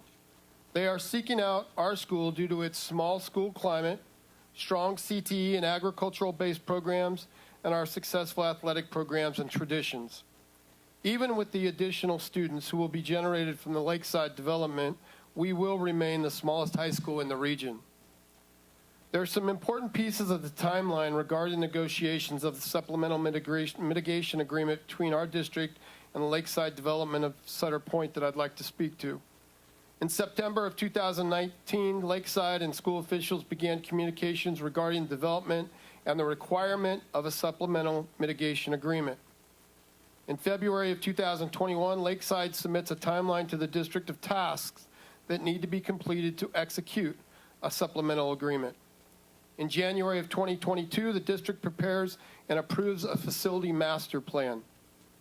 June of 2022, Lakeside cancels a planned meeting and requests the district to provide a draft supplemental agreement, which we do in August of 2022. From August 2022, after that agreement is the draft is submitted through February of 2023, the district follows up with Lakeside several times regarding the agreement with no response. In October of 2022, Lakeside claims our district breached contract and refuses to negotiate further on the agreement. In April 2024, negotiations finally get back, and we resume between George Carpenter from Lakeside, myself, our board president, Tom Engler, State Representative James Gallagher, and County Administrator Steve Smith, bringing us back to the table.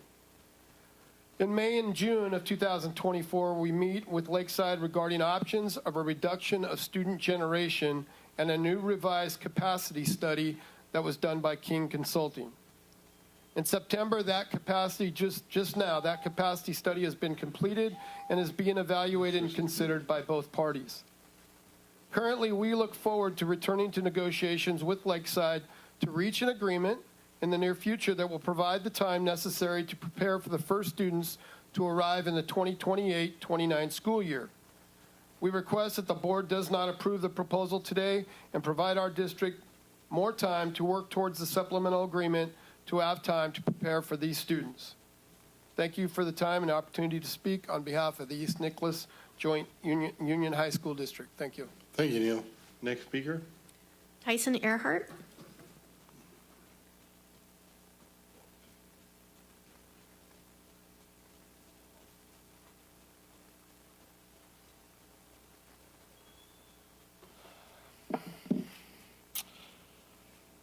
Thank you for the time. I agree with the county and George's comments that, you know, the development where it's at now certainly is a routine approval. Everything is great. The real problem, obviously, for the school district is this mitigation agreement. And on that point, I respectfully disagree with this idea that, hey, we have time. You know, we have building permits coming up. Tom talked about the amount of time it takes to get a school designed and built. The reality is it's not up to the county what the amount of time is, right? The county is not our big brother. The county, all we're asking the county to do is follow the mitigation agreement. The mitigation agreement very clearly says you will have a supplemental mitigation agreement before tentative maps. I mean, it's in the wording. It's in the agreement here. I don't know why we're arguing. Everything else about this development is great. I mean, what's there to argue with? But we keep coming back over and over, and if the county would just enforce that, then the school district can take care of themselves, right? That's all we're asking, and it has not happened for the last, I've been on this board, I'm not on the board now, I was for a long time. George commented that somebody at the county said, we want you to deal with our consultants. A friendly reminder that East Nicholas High School board members are not paid. No one on our school board or on the current school board is a developer. No one is a land use attorney. So what else are we going to do? Of course we want them to talk to our attorneys and our consultants. Otherwise, we would be doing our district a disservice. I'm sorry that the district is standing their ground. It wants a reasonable outcome. All we're asking is the county to back us up by following the mitigation agreement. I come out here, I miss work. This is like the 7th agreement. Here we are rehashing the same stuff over and over. Please just follow the agreement or else, you know, this whole thing is probably going to end up in a courtroom. Thanks. Thank you, Dyson. Next speaker. Jackie Silman.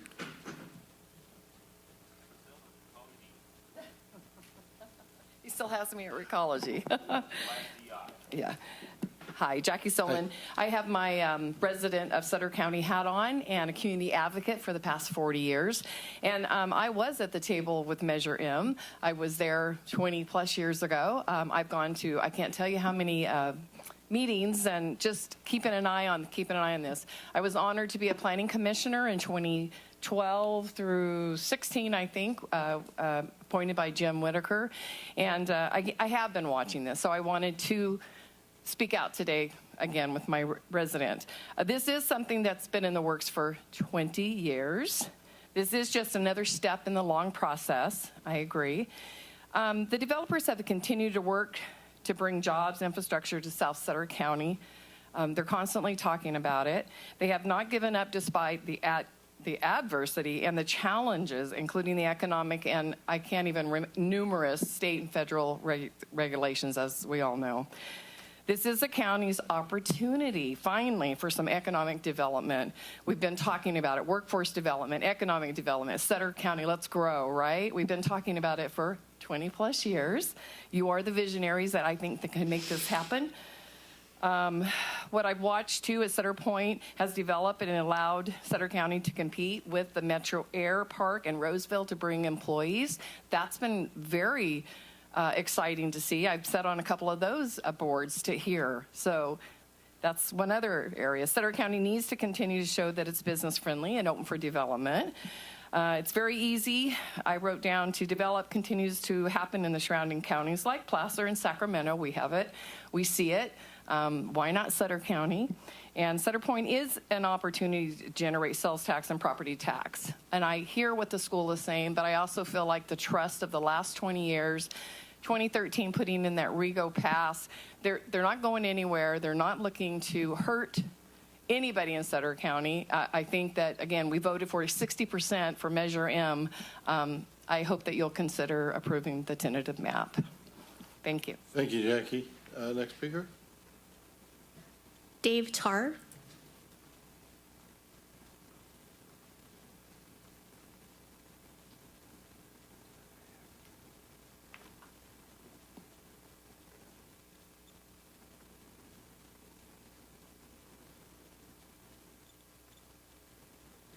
You hit the button right there. There you go. There we go. There. Well, thank you, Chairman and Supervisors, for allowing me to speak. I am the Principal Superintendent at Pleasant Grove Joint Union School District. Just wanted to talk a little bit about my school. I do not have a presentation.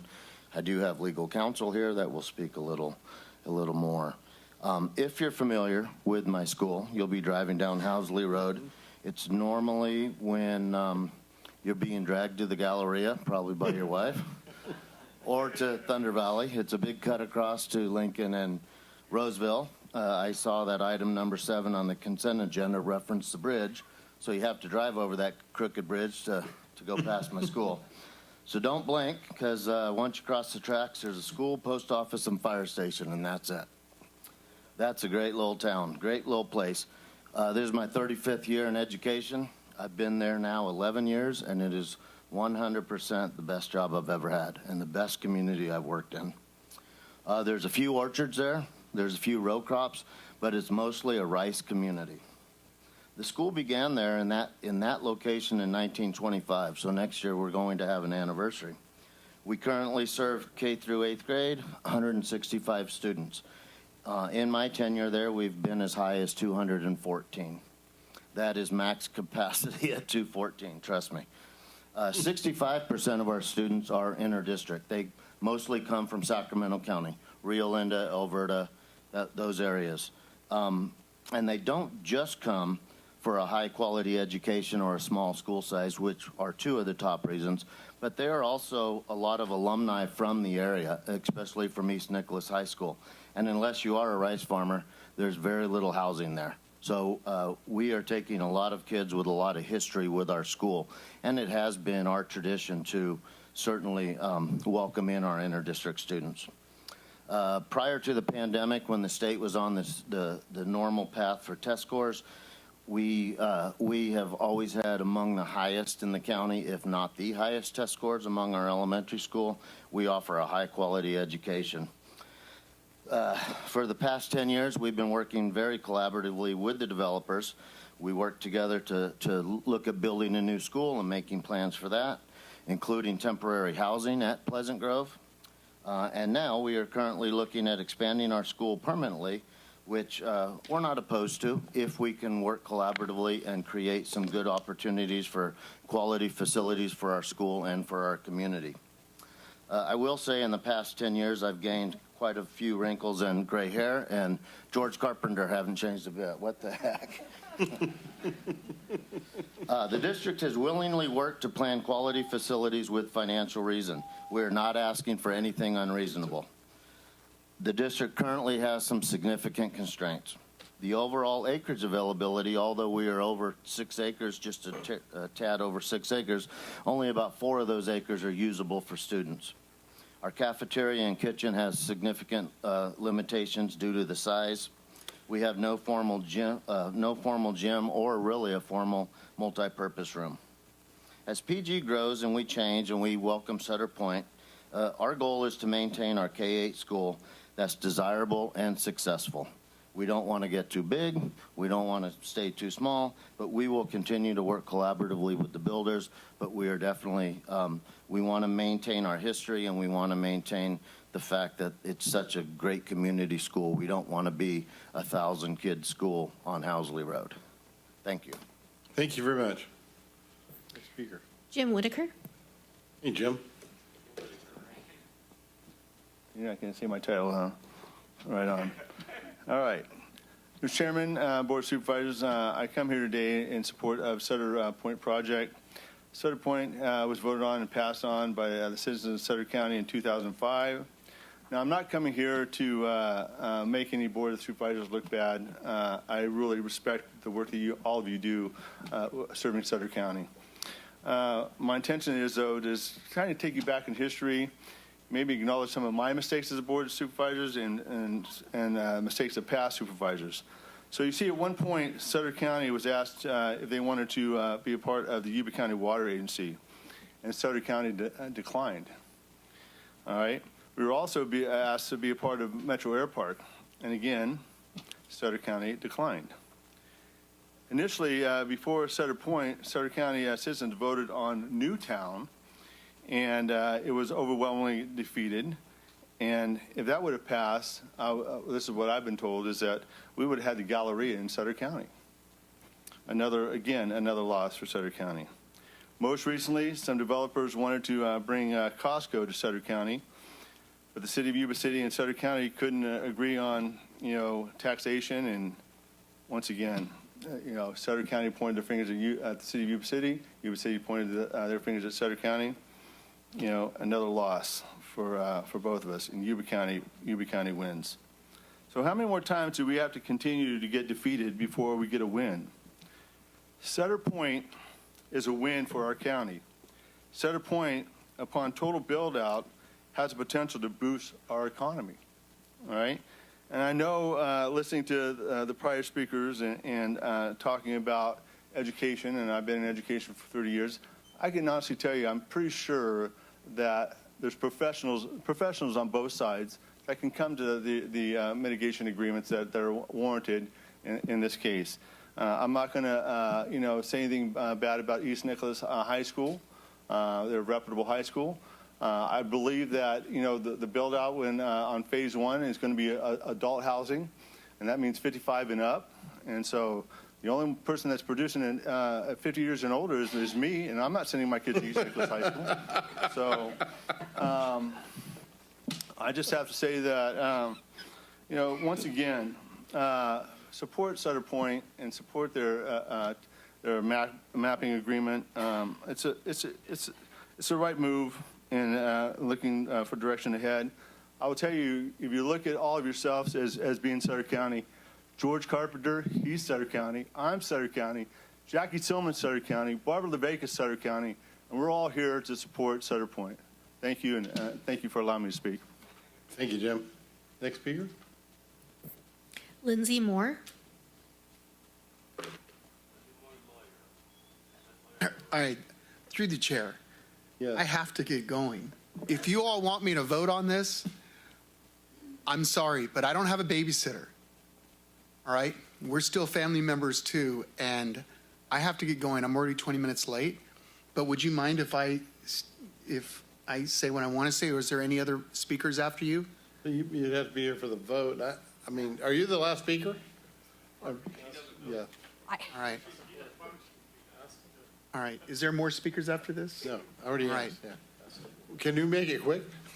Please. Keep moving. And out of trouble. All right, I'll have to say I've never been told I have to make it quick and not get the 3 minutes that I'm entitled to, but I will make it quick. So thank you very much. My name is Lindsay Moore, and I'm legal counsel for the Pleasant Grove Joint Union Elementary School District. And I want to make a statement because I spoke in opposition at the Planning Commission meeting. I will tell you that the position that Pleasant Grove is in now is different than it was originally because Condition 51A that was earlier referenced is something that we worked together with the developers to make sure that we protected the interests of the district. Because as you heard from Superintendent Principal Tarr, with a school that size, as small as they are, with 400, 500, 600, up to 850 students, it makes a significant impact. And that's why it was so important for Pleasant Grove to get those conditions of approval in place to make sure that we had adequate time to plan and prepare for those students that will come. I urge the board to make sure that those conditions of approval stay in place and that we aren't asked again to make further revision, because this is now the second time that we've had to come and agree to conditions of approval to modify the existing agreement that we have in place that East Nicholas went into great depth to address. So again, I urge the county with the approval of the conditions of approval to make sure that those stay in place and we aren't asked again to come back before you. While we are a separate school, we're the elementary school, our students feed into the high school. And the high school and the elementary school need to work together. We need our students to have a school to go to. So we have a vested interest in East Nicholas as well. So thank you for your time. Mr. Chair? Yes. So I guess I got a question. It might be for you or maybe for George, that I was in attendance at the Planning Commission meeting where you spoke against this. And so my question is, how does the agreement with Pleasant Grove work as far as timing of the conditions of approval? Like, how does 51A work and 51B doesn't work? I can speak to why 51A does work, and I'll tell you because it's based off of numbers that we have worked on in conjunction with the developers to make sure that based upon the number of building permits that are issued, the number of students that are generated can be accommodated. So that's why there's different mile markers in those conditions based upon building permit numbers, because that does decipher the number of students that come our way. So as far as the timing of the conditions of approval? Okay, let me close the public hearing. Sorry. George, did you have one last comment? No, just to respond to the supervisor, we did put a trigger schedule together with all the various milestones with Pleasant Grove, and so what is in that condition 51A reflects what we've worked on. We do not have something similar with East Nicholas. Okay. Next, we'll bring it back to the board for discussion. Mike, you want to start? I'm just going to say, we're talking about a year, 2 years. We're 20 years into this thing. 20 years. All right. First of all, we're not approving permits today. I made a lot of phone calls yesterday and today. All right. I respect the school districts. I respect the kids in those school districts and the kids that have been going to those schools for the last generations. And I personally, and I know how my colleagues feel, we're not going to supplement another community in Sutter County. It's not going to happen. All right. We have costs, fire department costs, sheriff's department costs, public works costs, all these costs. And when we generate all these costs together and we say, hey, this is what we need. And as far as I'm concerned, if they say no, then I'm not voting for that permit. That's it. All right. That's what it's all about when we get to there. This is another step right there. I'm not voting to approve any permits today. And I hope that developers are aware of that. I hope the school districts are aware of that, because I just sat down with our interim fire chief 3 Sundays ago saying, hey, Richard, what are your hard costs? He's like, well, Mike, this is what I'm looking at. I'm putting those together. I'm like, seriously, we're just doing that now? What did we do? So what I'm getting at is, I know we're 20 years into this, but we got to figure all this stuff out before we get to that. Here's your permit, start building.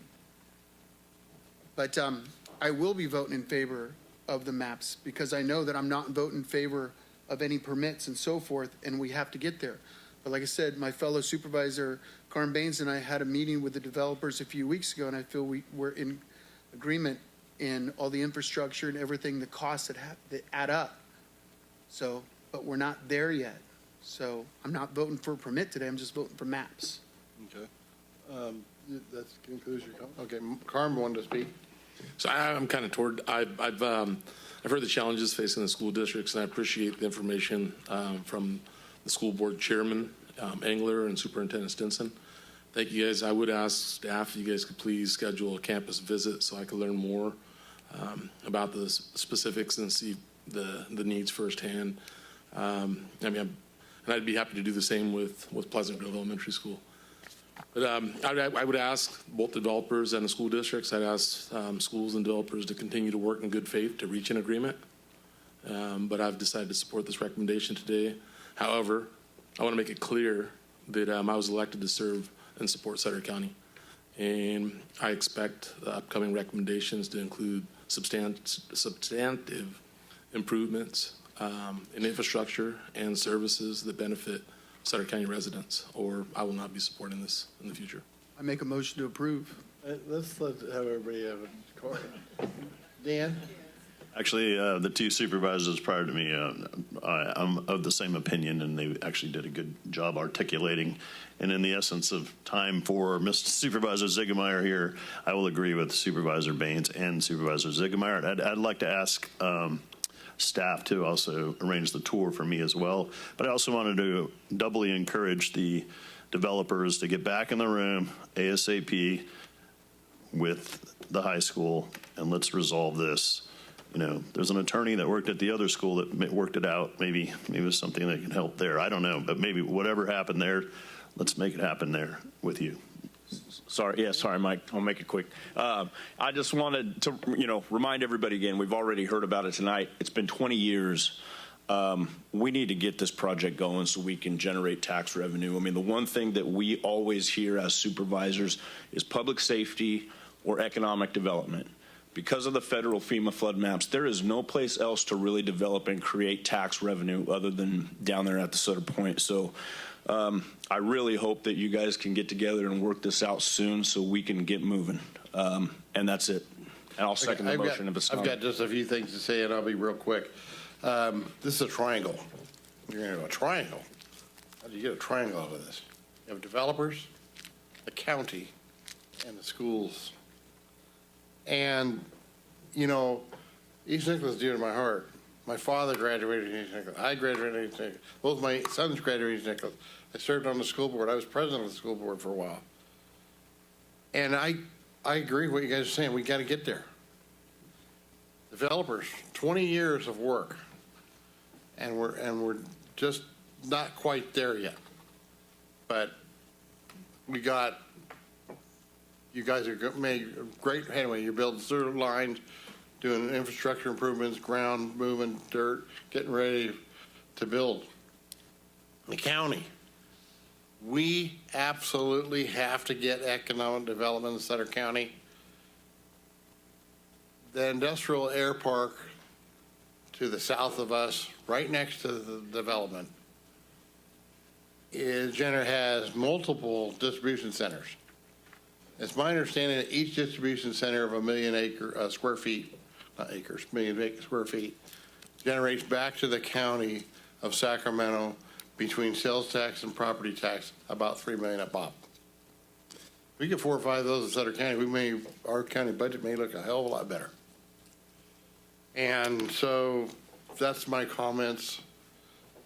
We now have a motion and a second. We already have it. That's for roll call. Do you want to do a roll call on this one? Supervisor McKelly? Aye. Supervisor Flores? Aye. Supervisor Ziegenmeier? Aye. Supervisor Baines? Aye. Supervisor Conant? Aye. An ordinance of the County of Sutter amending the zoning of certain parcels in the county.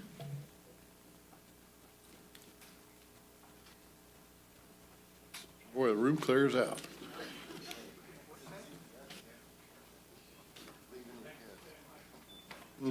Okay, we're going to have a real quick restroom break. Fellow supervisors are requesting it. Us old guys don't need.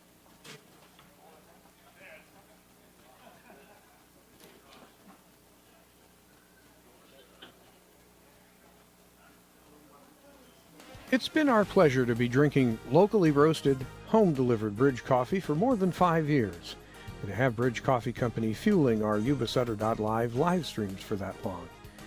You may have heard that Bridge Coffee Company is closing its roasting operations in Marysville at the end of the month and closed its Clark Avenue coffee house earlier. We're going to miss seeing these wonderfully cursive names on hand-labeled bags greeting me here at the doorstep, and the enjoyment of a trip around the world of coffee without having to leave home, or to enjoy Bridge Coffee at various places around Yuba-Sutter. So will my friend Dan Damon when he visits and plays piano. Even Stormy is going to miss Bridge Coffee Company. Bridge Coffee made an impact locally, the true nature of which might not be realized for a while, particularly when its seasonal bowstring bags aren't in local kitchens or offices. As Bridge Coffee marks its final days, creator Tim Stasinski moves his talents to UC Davis and continues his passion, coffee. As Tim thanked us for his support, we thank him and his associates for supporting us. We'll miss you and remember you long after the last batch of Bridge Coffee berries runs out.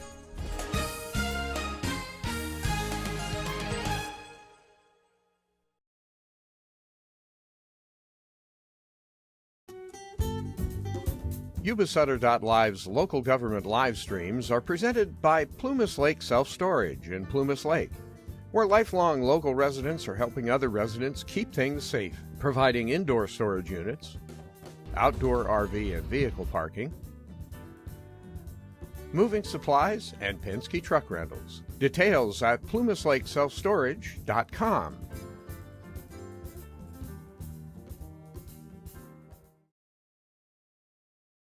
Thinking good vibes one day at a time. At Edible Memories, life is sublime. In every bite, you'll find a dream. Join us now, let your heart beat. Step inside, sharing the fun. Edible Memories Bakery, where happiness runs. Edible Memories Bakery, 321 3rd Street, Marysville. EdibleMemoriesBakery.com.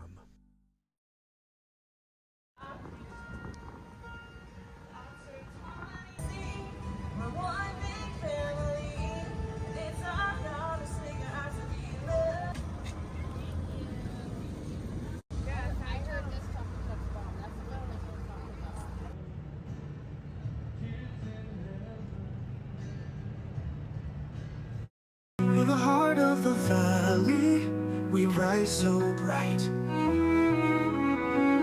where the news flows freely in the morning light. Yuba-Sutter.live, where truth comes alive. Every Tuesday's a journey, it's where we thrive. Watch it unfold. Yuba-Sutter.live, in the heart of our home. Be informed, be wise. Yuba-Sutter.live, we capture it all. Policy debates, hear the people's call. With Yuba-Sutter.live, you'll never miss a beat. Special reports hit hard, shining a spotlight. Yuba-Sutter.live.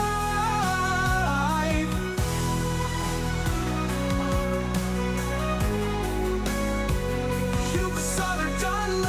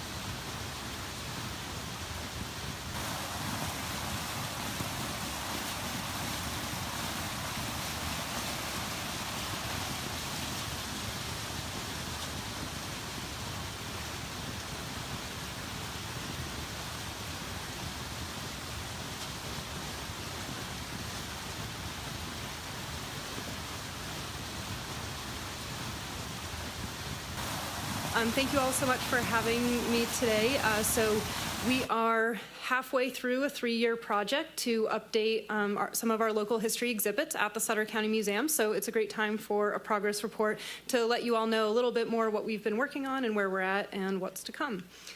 So just to start with, today I'm going to go over just a brief project overview, just as a reminder of the project, and for some folks in the audience for whom it may be new.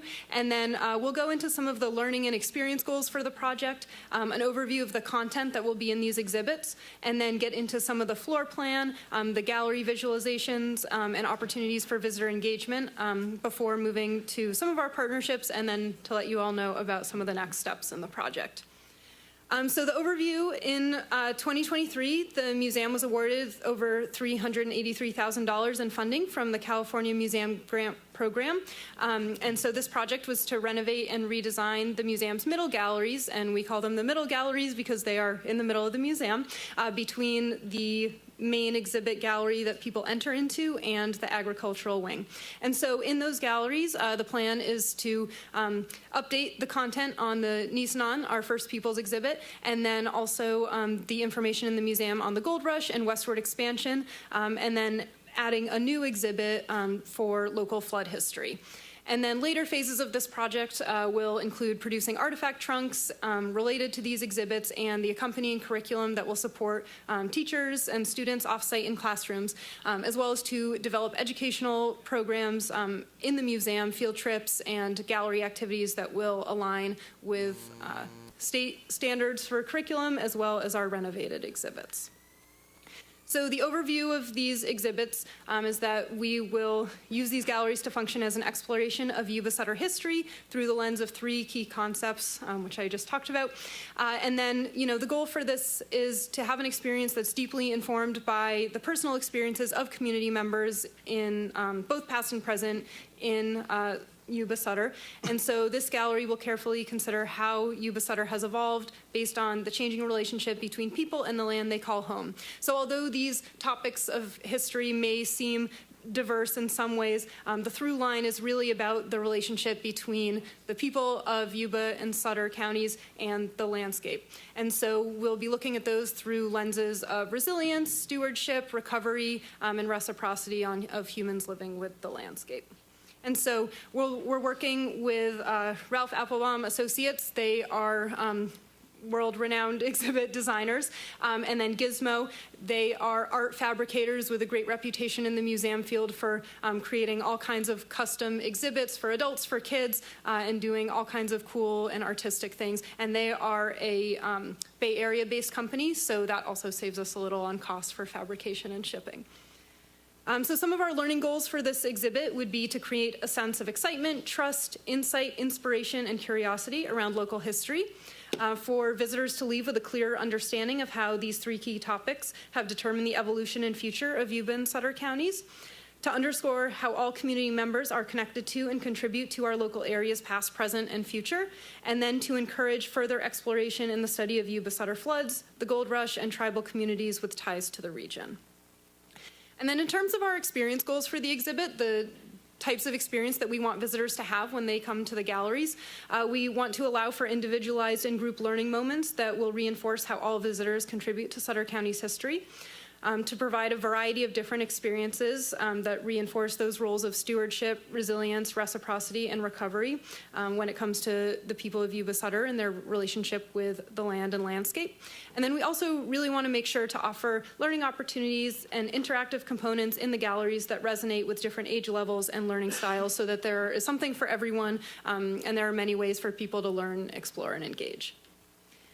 And so in terms of the content, just some of the high-level overview of these key topics. They'll include the First Peoples, past lifeways, and then a changing lifeway as we move through time, leading up to First Peoples of the present.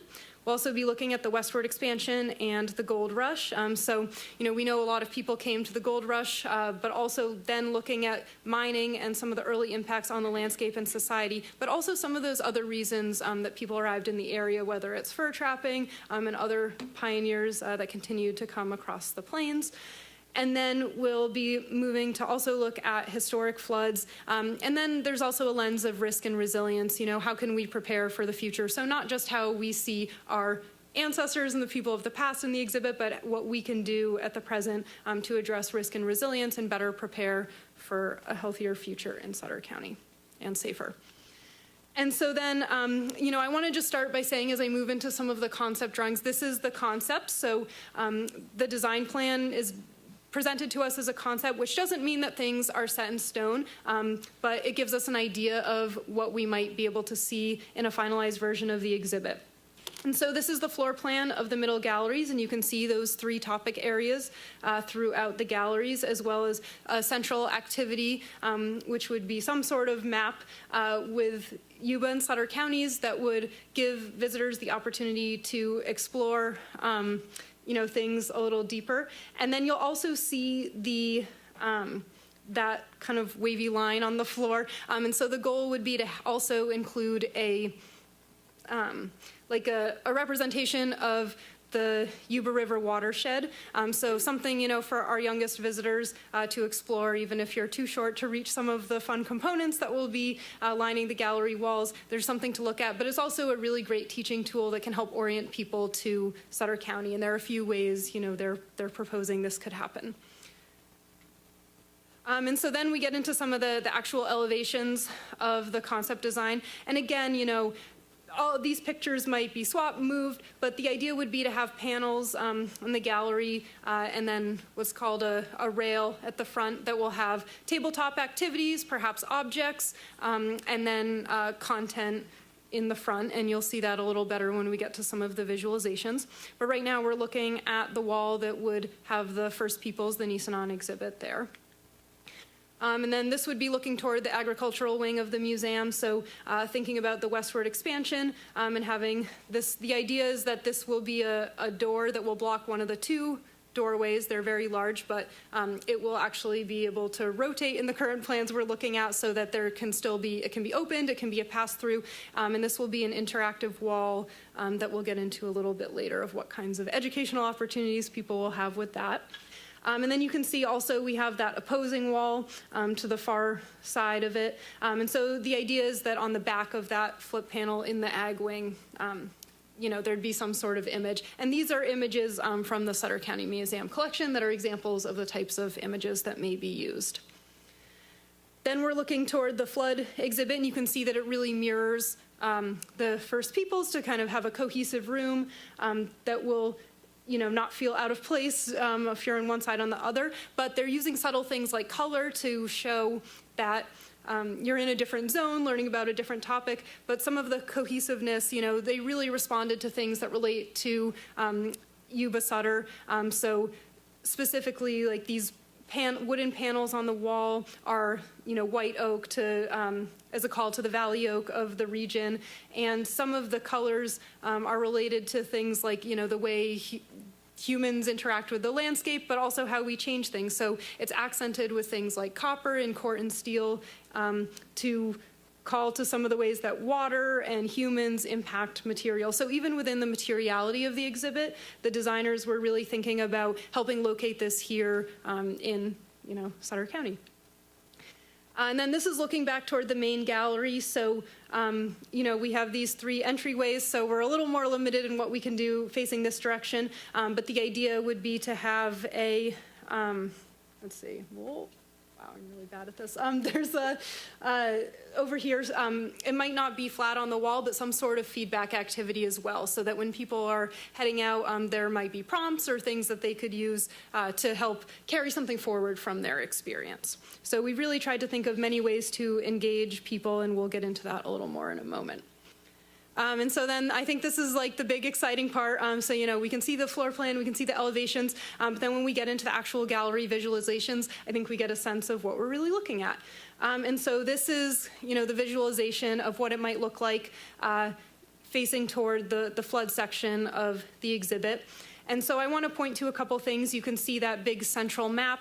You know, the goal would be to eventually have that have several points of engagement. You know, maybe it's something where you press a button and it can project, you know, it can play a loop that, shows where historic floods were in different parts of the county, or the landscape over time. I have checked with the exhibit designers to make sure this technology exists and is possible, but there are lots of options, and so I think our goal right now is really just to keep the maximum flexibility in the gallery for the types of things that we could do in this first phase, as well as add in the future.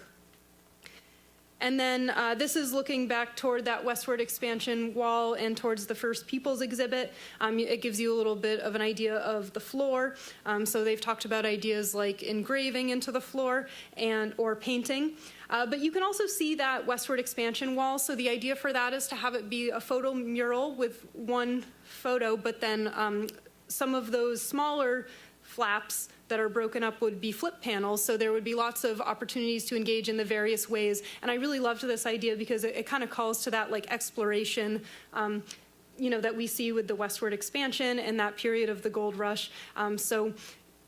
When people open up those flaps, it might be an object behind plexiglass, or it might be a prompt to ask them to think a little deeper, or something that inspires closer looking. So there are a lot of options for what we can do as we move further into the project phase. And then lastly, I wanted to show this image. I think it really shows the idea of that rail that I was talking about, where there would be tabletop interactives, and then some of the text panels that could give people, that will be the content to give people some information. And so some of the ideas for interactives that are being discussed, we'll see if I do better this time. One is this could be like touchable natural resources, so a station that works well for even our youngest visitors. The idea would be to have a weaving station. I'll show you an example of one, that this crew has designed in the past, but something where people could, mimic weaving a basket, and there would be a structure of a basket that calls to this area there. Another option they're proposing would be some sort of puzzle layered activity, and then things like flip books. So these are very clever ways to add in additional content. This gallery, I should point out, is only 748 square feet. You can see we have lofty goals for it and what we would like to fit in terms of the topics we want to cover. So we're really hoping to use these interactives as ways to layer in that additional content and help us make up for some of the lack in space by using creative solutions to add more in there. And so I talked a little bit about some of those proposed points of engagement. So some of the options, I talked about the natural resources, basketry weaving, but there's a better picture here of that where you can see an example of what something like that might look like with a basket from another region of the country. And then also thinking about things like, for the flood exhibit, things like a slide viewer. We have so many wonderful photos in our collection of local floods, as well as... I was worried about you. And then we have options for things like a flip book or a family scrapbook that would look like kind of a family heirloom, but could have, articles, newspaper clippings, photographs, and so another way to layer in the content, because that's an area that we know is has so many people who are very passionate about that topic in the community, and we have a lot of content related to that we'd love to include as well. And then, of course, we have lots of audio and video recordings from local floods, so we would love to have a listening and video station as well for people to view some of those, that video footage and news coverage. And then we'd also like to have, this disaster resilient slide panel, perhaps related to local emergency scenarios and some of the ways that people can respond. So again, bringing back in that risk and resilience to keep us seeing ourselves in the exhibit and learning what we can do moving forward.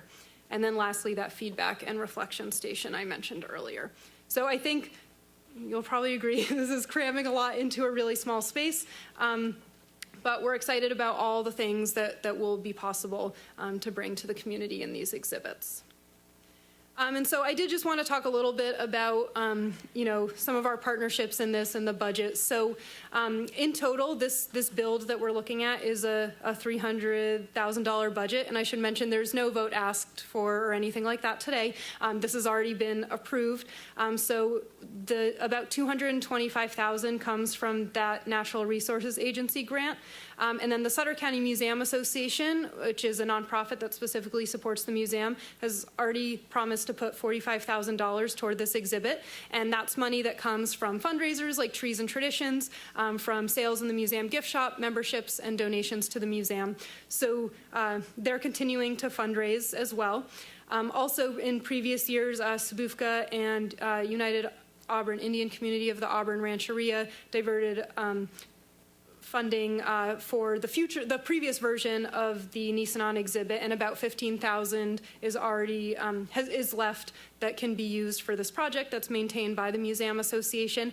And then the city of Yuba City has also committed $15,000 toward this project. So this gets us to everything I talked about other than the central map interactive, and then the proposals for the floor. And so, like I said, the Museum Association is continuing to, fundraise with the goal of being able to support those later phases of the project. But, I'm still really excited that we're going to be able to get so much done in this first phase that some of these elements might be possible later.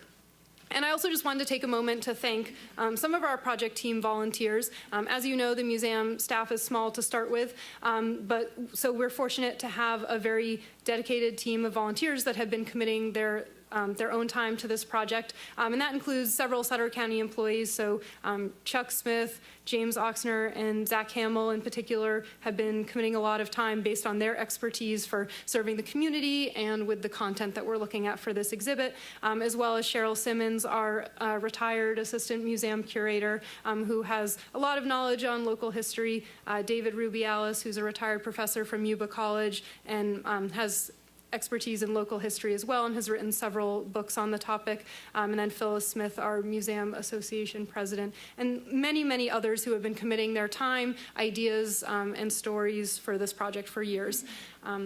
So I just wanted to take a moment to thank them as well. And then in terms of next steps, the work will continue. So this Thursday on September 26th, we're holding a community forum from 5 to 7 p.m. in Edel Hall behind the museum. So this will be an opportunity. I'll be doing a similar presentation to this, but also a chance for the community to share some of their feedback, insight, and ideas for the project before we get further along in the process. And then after that, we'll be moving into the developing of the content and eventually finalizing plans so that the exhibit fabricators can move to building the exhibits and eventually installing it. And then when it comes to the grand opening, we're on track to have this done by early next year, in time for the museum's 50th anniversary, which is in April. So that will be the 50th of the museum, so we should have something new to show everyone, after 50 years of this, as well as all the things we've been doing along the way. And then after that, we'll really be focusing on the next phase of the project, of the developing of the school and field trip program that will align well with this exhibit, and then continue to serve students across the counties. And I should mention we served about 700 students through our field trip and group programs last year. So we're hoping that these opportunities will only grow the people we can serve in the county. And so I'll close that just by thanking you all again for your support in pursuing this grant opportunity that could allow us to make these exciting upgrades for the museum. And thank you for giving me your time today. Thank you, Molly. Any speaker cards? No.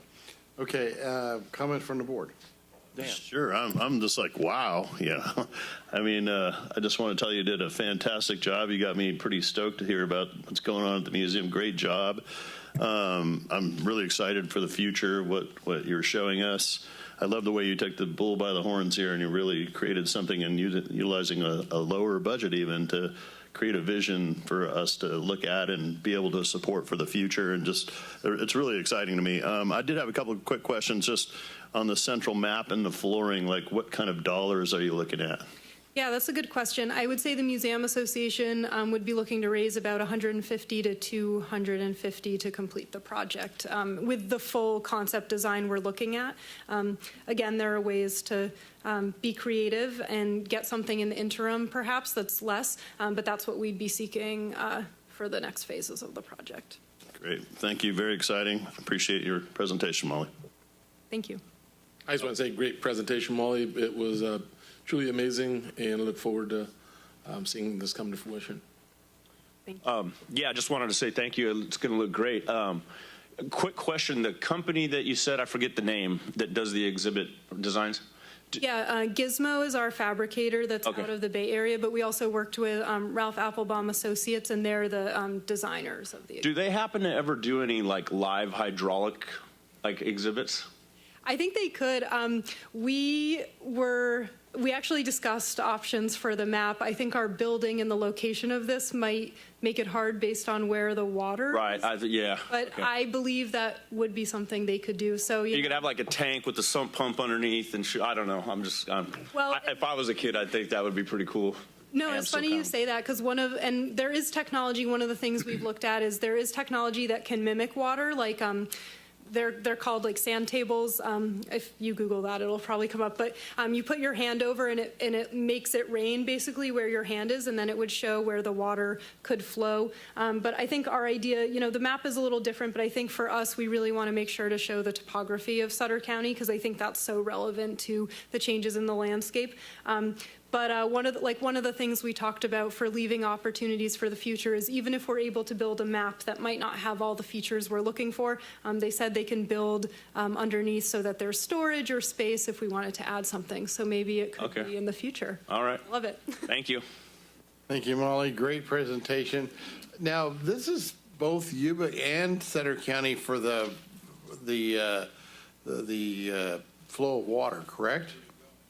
Yeah, I think for us, when we talk about, we are the Sutter County Museum, of course, but I think, the histories from this time period that we're looking at are so intertwined that it really makes sense to kind of share the full story. And we actually had a lot of discussions, the project team and the exhibit designers, in terms of what was possible about what that central map would look like. Would it make sense just to do a portion of the county? Would it make sense just to do Sutter County? But I think in the end, we're really hoping to do a Yuba-Sutter map because I think seeing the way the water flows throughout the whole region will really help highlight some of these components that we're hoping to get across to students, just because that's a part of where we're at today is how the water flows and how the landscape has changed over time from humans, from other interventions of the natural persuasion. And so I think, so ultimately we ended up going that direction. So Dan actually brought this up when we were, a minute ago, when we were sitting here listening to your presentation. But, if you get their watershed in it, Yuba County Water Agency is very involved in educating people about maybe they would contribute for your map and your project. Oh yeah, thank you. That's a great suggestion. I know our nonprofit did have a meeting, and so hopefully it's the beginning of conversations for what might be options for the future. But one thing that was really great from that meeting is they've offered their educational content and resources. They have a great archive of photos, video components as well. And so we're really excited that the community is really backing this project and excited about what might be possible and willing to contribute their stories and ideas and resources as well.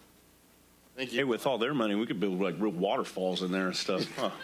Yeah, exactly. Thank you, Molly. To the chair. Yes, go ahead. I just wanted to acknowledge Ms. Bloom. She's done an amazing job with the museum, largely responsible for getting this grant. And like Chuck Smith mentioned earlier about hardworking local government employees, people wouldn't know that she's there 12 hours a day, multiple days. Of course, there's a lot of events that happen at night. Her husband ends up helping her and volunteering and doing all kinds of things other folks do. And I just wanted to acknowledge her work ethic and everything that she does, and her passion for this is just the utmost. Also that both internally we're trying to find additional funding for the museum for, to make future years better, because this has been a very tough year. And then also, I think there are opportunities there, whether it's the water agency or other, whether it's government agencies or even, local businesses that we can look at getting more involved in the museum, because it's so great, and this is just going to improve it that much more. And I'd be happy to get together with a couple of supervisors and speak with a couple over on the Yuba County side about options. I think she can handle it, but we can introduce her to the, because your passion does show as Steve mentioned. So yeah. Thank you. Okay, no motion is required for this, so we'll move on. Thank you. Unless there's any other question for Molly. Nope. Okay, so item number 25. Sarah? Adoption of a resolution authorizing a collaborative needs assessment of the Bi-County Mental Health Plan regional structure administered via Joint Powers Authority known as Sutter Yuba Behavioral Health, and authorization to create an affiliated Bi-County Mental Health Plan Assessment Ad Hoc Committee and appoint 2 supervisors to serve on the committee. To the chair, I just wanted to mention briefly, as some background to this before I think Rick is going to, Mr. Bingham's going to give the majority of the presentation, but back in January, the Yuba County Board approved an agreement with a consultant to look at conducting a needs assessment for the Bi-County Mental Health Plan, and kind of specifically to look at I think they're curious to make sure that the Yuba County folks are getting adequate treatment. And it's been a collaborative approach, and Supervisor Baines and I went to that January meeting and spoke, and that's what we stressed, is that we were looking for a collaborative type of environment for this, because their consultant or team, if they have more than one, they need access to our facilities and our people, because Sutter County folks are the ones providing the services. So I'll leave it at that. That was a good meeting, and just wanted to give that background. Thank you. Thank you, CAO Smith and honorable members of the board. So since 1969, Sutter County has had an agreement with Yuba County to administer behavioral health services. And our current JPA goes back to 1972, and since that time, you can imagine we've seen some considerable changes in our communities. For example, our population has more than doubled. In 1970, the combined population of both counties was about 87,000 people. In 2023, that was estimated to be 184,000 people.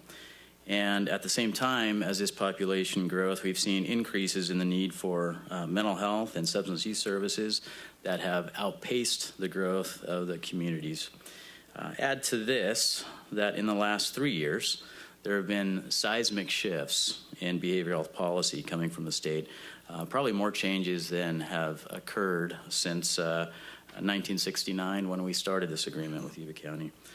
We've also seen an increased demand for behavioral health staff, and anticipate that this will continue as a result of staffing shortages across the state and the nation in behavioral health staffing.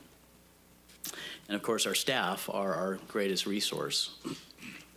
So this assessment is well timed due to these changes in policy, resources, and population. And of course, our highest priority as we perform this assessment are the clients that we serve, and in ensuring that we continue to provide very high quality services to your constituents. So Yuba and Sutter counties will work together to analyze available data and existing behavioral health programs and systems to provide recommendations regarding behavioral health services. And behavioral health anticipates working through the ad hoc committee, and will periodically bring findings before the Behavioral Health Advisory Board, your board of supervisors, as well as behavioral health staff, clients, and community members. And we are looking as well to have 2 board members appointed to the ad hoc committee. In Yuba County, Supervisors Fuhrer and Vasquez have been appointed to that committee. And that concludes my presentation.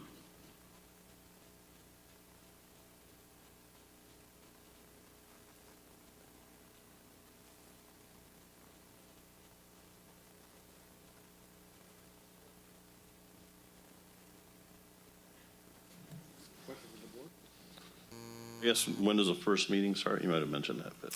We don't have the meeting scheduled Schedule. yet. We're still forming that. Just that Yuba County took their resolution 2 weeks ago to their board, and so we anticipate that they'll start here in the next few weeks.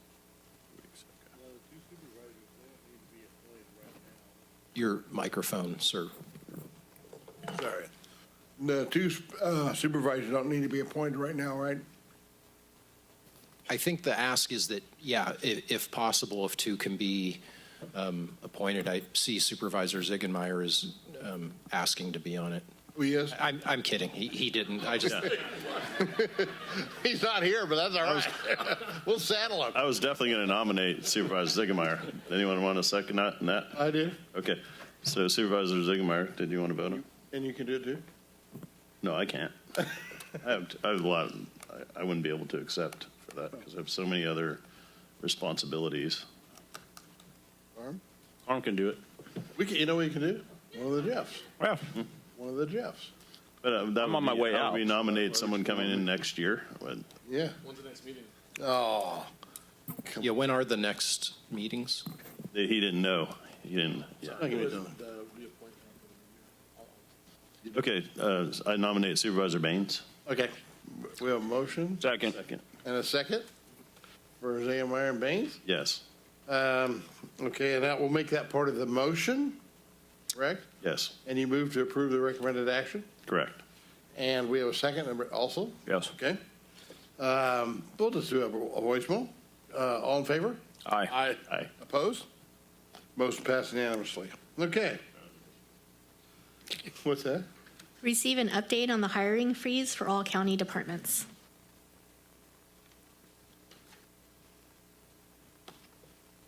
Good evening, Supervisors. Taylor Kayada, Deputy County Administrator.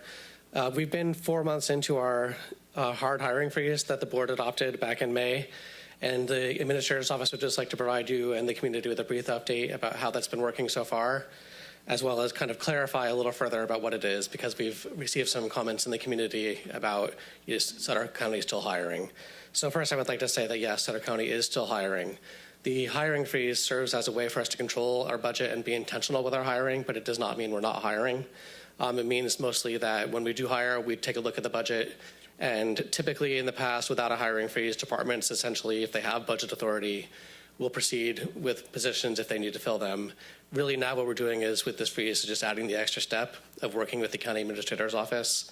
And so departments will work with their CAO liaisons as well as County Administrator Steve Smith before that goes through.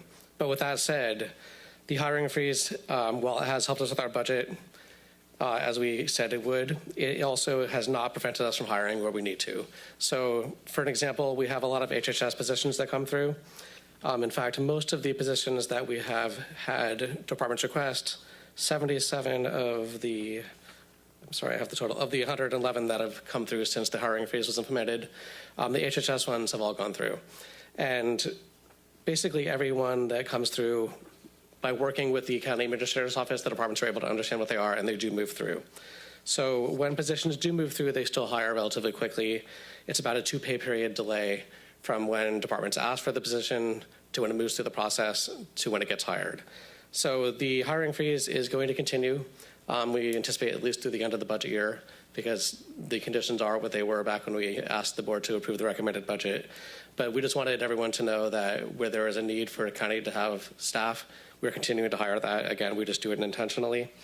And then just by way of kind of a larger context, before I wrap up here, there are just under 1,100 positions total allocated for the county. And of those, we have 173 open. So that's about a 16% vacancy rate, just under 16%. As we've said here many times, we're a very lean operation and we have incredibly hardworking staff like Molly Bloom, for example. But we are continuing to meet the needs of county residents and we continue to look at the budget carefully to make sure that we are putting the county's dollars where they best serve the citizens of Sutter County.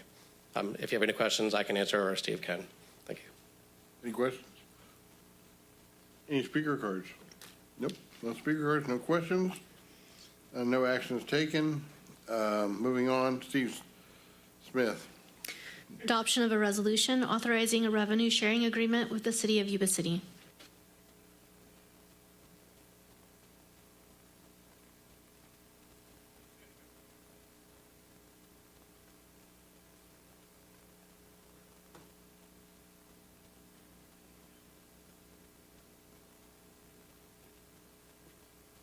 Thank you, Honorable Chair and Board.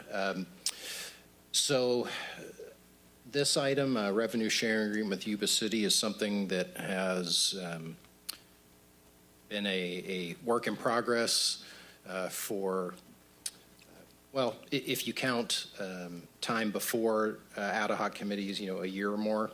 And I just wanted to go over some of the highlights and answer any questions you or the public may have about it. So as you may remember, in 2022, the county ran Measure A, which was a county-wide 1% sales tax measure. It would have generated somewhere between, in the $19 to $20 million range. And most of that revenue is, of course, generated by the businesses in Yuba City. That narrowly failed by about 400 votes. It was maybe 48.5, 51.5, something. Does that add up? Something like that, yeah. And but the city of Yuba City put together a revenue ad hoc in December of that year to look at ongoing revenue issues, as most local governments since COVID and many even before have been struggling with having adequate revenues, whether it's for public safety, roads, or other functions. Sutter County, we put together a revenue ad hoc committee in March of 2023. It was Supervisors Baines and McKelly, and met several times, I think about three or so times between March and the joint meeting that was held, the joint city-county meeting that was held here in December 2023. So one of the final meetings in November leading up to that joint meeting, there was some agreement there that it looked like it may be best for Yuba City. They hadn't made a final determination yet, but if they were going to move forward with a 1% general sales tax measure that is within the city limits, so it's different than Measure A. And what's on the ballot now is Measure D, and it would be a 1% general sales tax within the Yuba City limits. However, Yuba City also has been a great partner and recognizes the difficult situation the county is in, and we had some tentative discussions during Measure A about sharing revenue with both cities, though nothing official like this recommended agreement. However, the recommendation here is that revenue would be shared 67% with Yuba City and 33% with Sutter County, and I'll get a little more into the details in a moment with that we would establish a joint projects fund that would take some of the money, and it would require that both the City Council and the Board of Supervisors approval before moving forward with projects. And also, it does not cover, just to be specific, it does not cover any of the unincorporated areas or the city of Live Oak. And I should have acknowledged too, and I thank Councilmember Mark Boomgarden for being here, who was a big part of that, and my colleague at the city manager, Diana Langley. Thank you for both being here. So Yuba City has addressed priorities over the years for some general needs. We know well that's been in the media lately, roads. Specifically, there's a great need for road repair, both, frankly, probably in most jurisdictions, but throughout the city and unincorporated areas. But Yuba City for their roads within the city limits, both police and fire, and of course homelessness, just in general, and to, of course, help business and economic development. But they also recognize that the county needs support in some similar measures for homelessness response. Also, our jail is incredibly expensive to run, and we need district attorney prosecutors adequately staffed, which has been a real challenge for many rural counties throughout the state. As discussed at the Rural Counties Conference just last week, Supervisor Conant was there, and that's an item that came up, or Chair Conant, I should say. and other general services that would benefit Yuba City residents. And as we know, if you're a resident of Yuba City, you're a resident of Sutter County, so there's crossover in the constituencies there. Some of the key terms that are outlined in the agreement is that if Measure D passes, that revenue would not actually be shared. What would be shared is the city's Bradley Burns sales tax. So you may be familiar, counties and cities get 1% of the 725. One of that is local. The rest mainly goes to the state. Some of it comes back to the county in various ways, like public safety specific funding or some realignment, health and human services related funding. But as far as general fund, we each get 1%, whether it's in the incorporated area for Yuba City or in the unincorporated area would be for Sutter County. So that amount they already receive, an equal amount of that, 33%, would be shared. So again, to be specific, the Measure D revenue will not be shared, but an equal amount of 33% of that generated from a 1% sales tax would be shared with Sutter County. Again, the sharing is dependent upon the passage of Measure D. The funds are to be expended within the Yuba City sphere of influence. It shall not be used for rural or county fire department services. There is some information in there that outside of the sphere, if there's something that we can jointly work on or get approval from, because we may have a need, say, let's up on the buttes, we need to put some infrastructure in, and it's going to be $1 million. If we wanted to use, if this all came to be some of that money, we would just work with the city and say, hey, we'd like to use some of this, and it's going to benefit the region, and hopefully they'd be amenable to that. But and I'm sure we've been working well together for many, many years. So that we spend it within 60 months. That seems a reasonable time frame in that as we get funds, we may want to put some aside for some facilities, but also so that we don't sit there on just a pot of money for 20 years and haven't done anything with it. I mean, they would also like to see results that benefit the community from this potential revenue. So they've asked in it that we prioritize public safety, homeless services, roads within the sphere, and other services that benefit Yuba City residents. Most county services do benefit Yuba City residents. There would be a joint projects fund requiring both the approval of the City Council and the Board of Supervisors before moving forward with the project. And I will get again to that in just a moment. I also wanted to mention the government codes that allow this type of agreement to be entered into between jurisdictions. So you can see their government code sections 55,700 to 55,707. Section 29 of Article 13 of the California Constitution authorizes counties and cities to enter into agreements to apportion between them the revenue derived from sales or use taxes imposed by them pursuant to the Bradley Burns Uniform Local Sales and Use Tax, and that's that local 1%. So again, revenue from Measure D will not be shared, but an equivalent amount would be shared from the city's Bradley Burns. Oh, I just spelled that wrong. I guess I shouldn't have pointed that out. Gina spelled that wrong in my report, in the Bradley Burns sales tax. So here's an example of how this would work. In the agreement, there's a base year that we're estimating the 1% will generate $17.5 million. Of that, 67%, or about $11.7 million, would go to Yuba City, and about $5.8 million would go to Sutter County. Any amount received over the base year is split 50% to Yuba City and 50% to the Joint Projects Fund.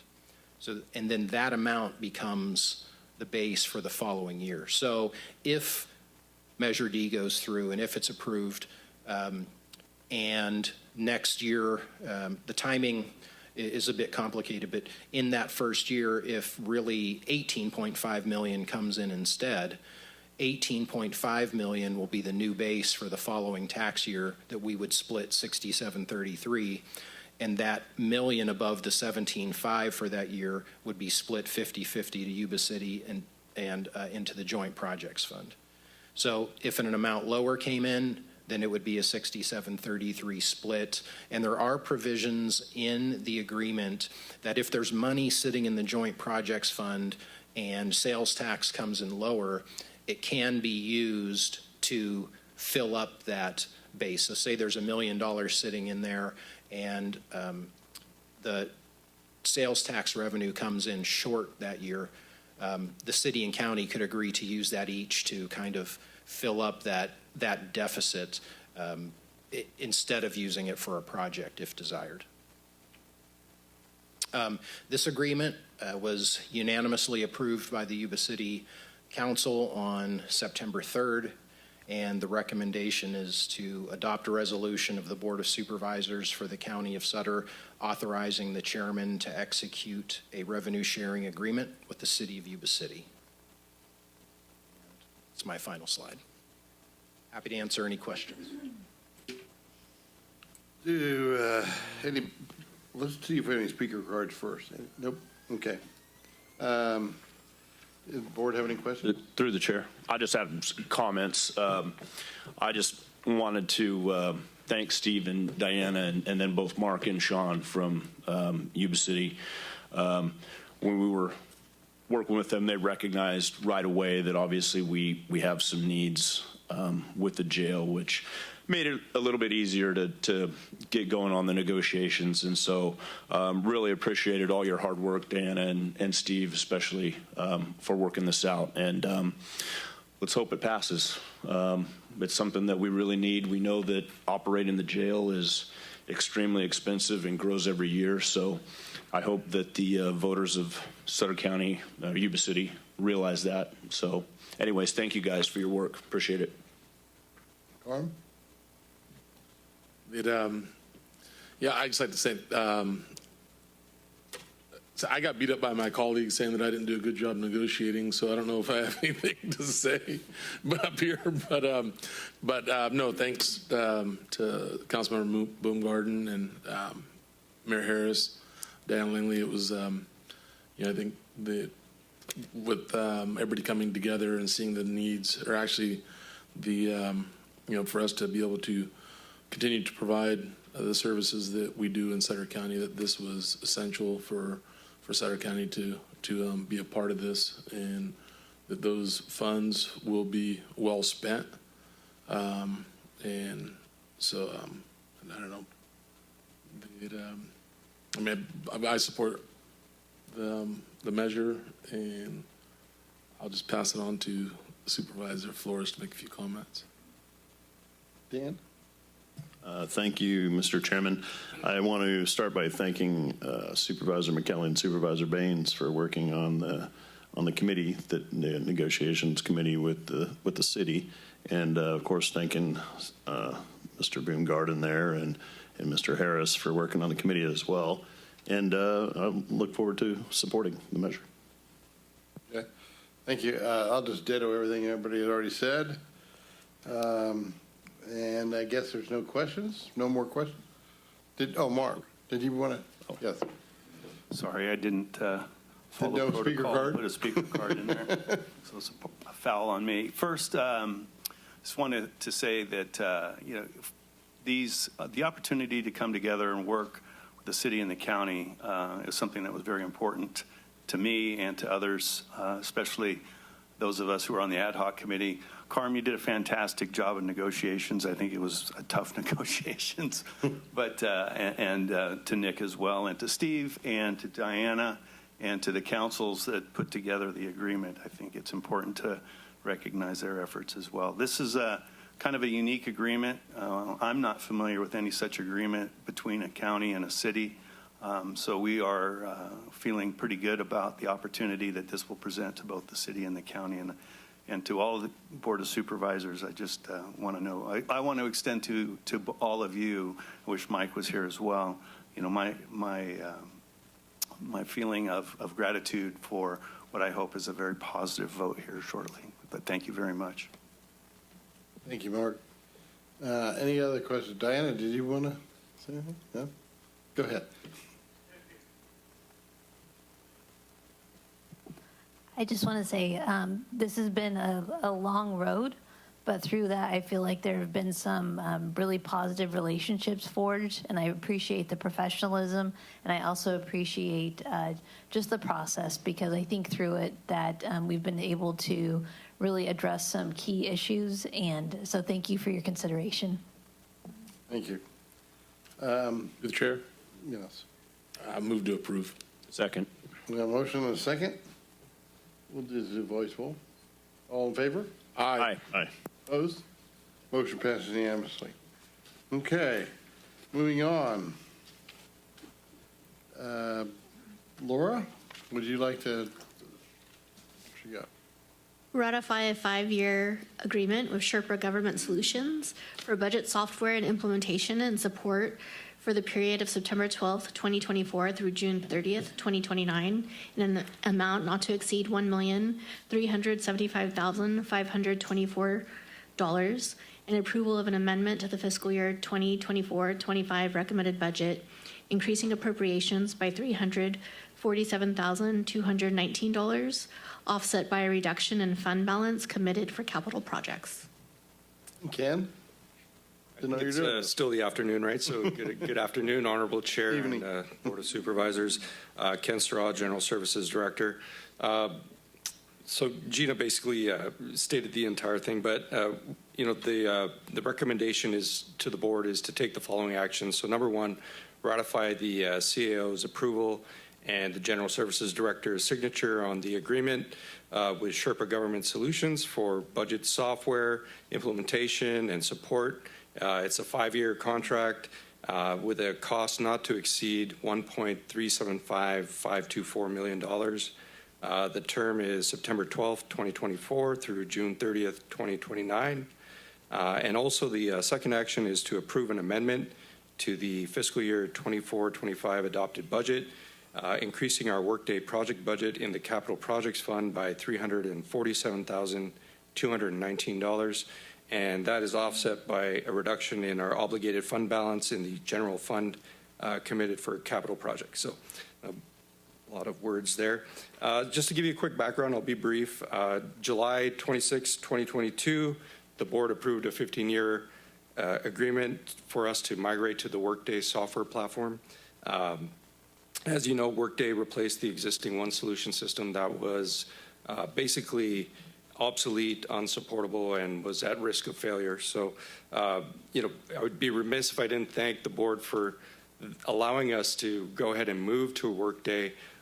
They allowed us to be proactive, make a change without being in a different situation where a system would fail, we'd have a catastrophic failure, and the change would be forced upon us, and we wouldn't really have a good backup plan. So the board should be recognized for that.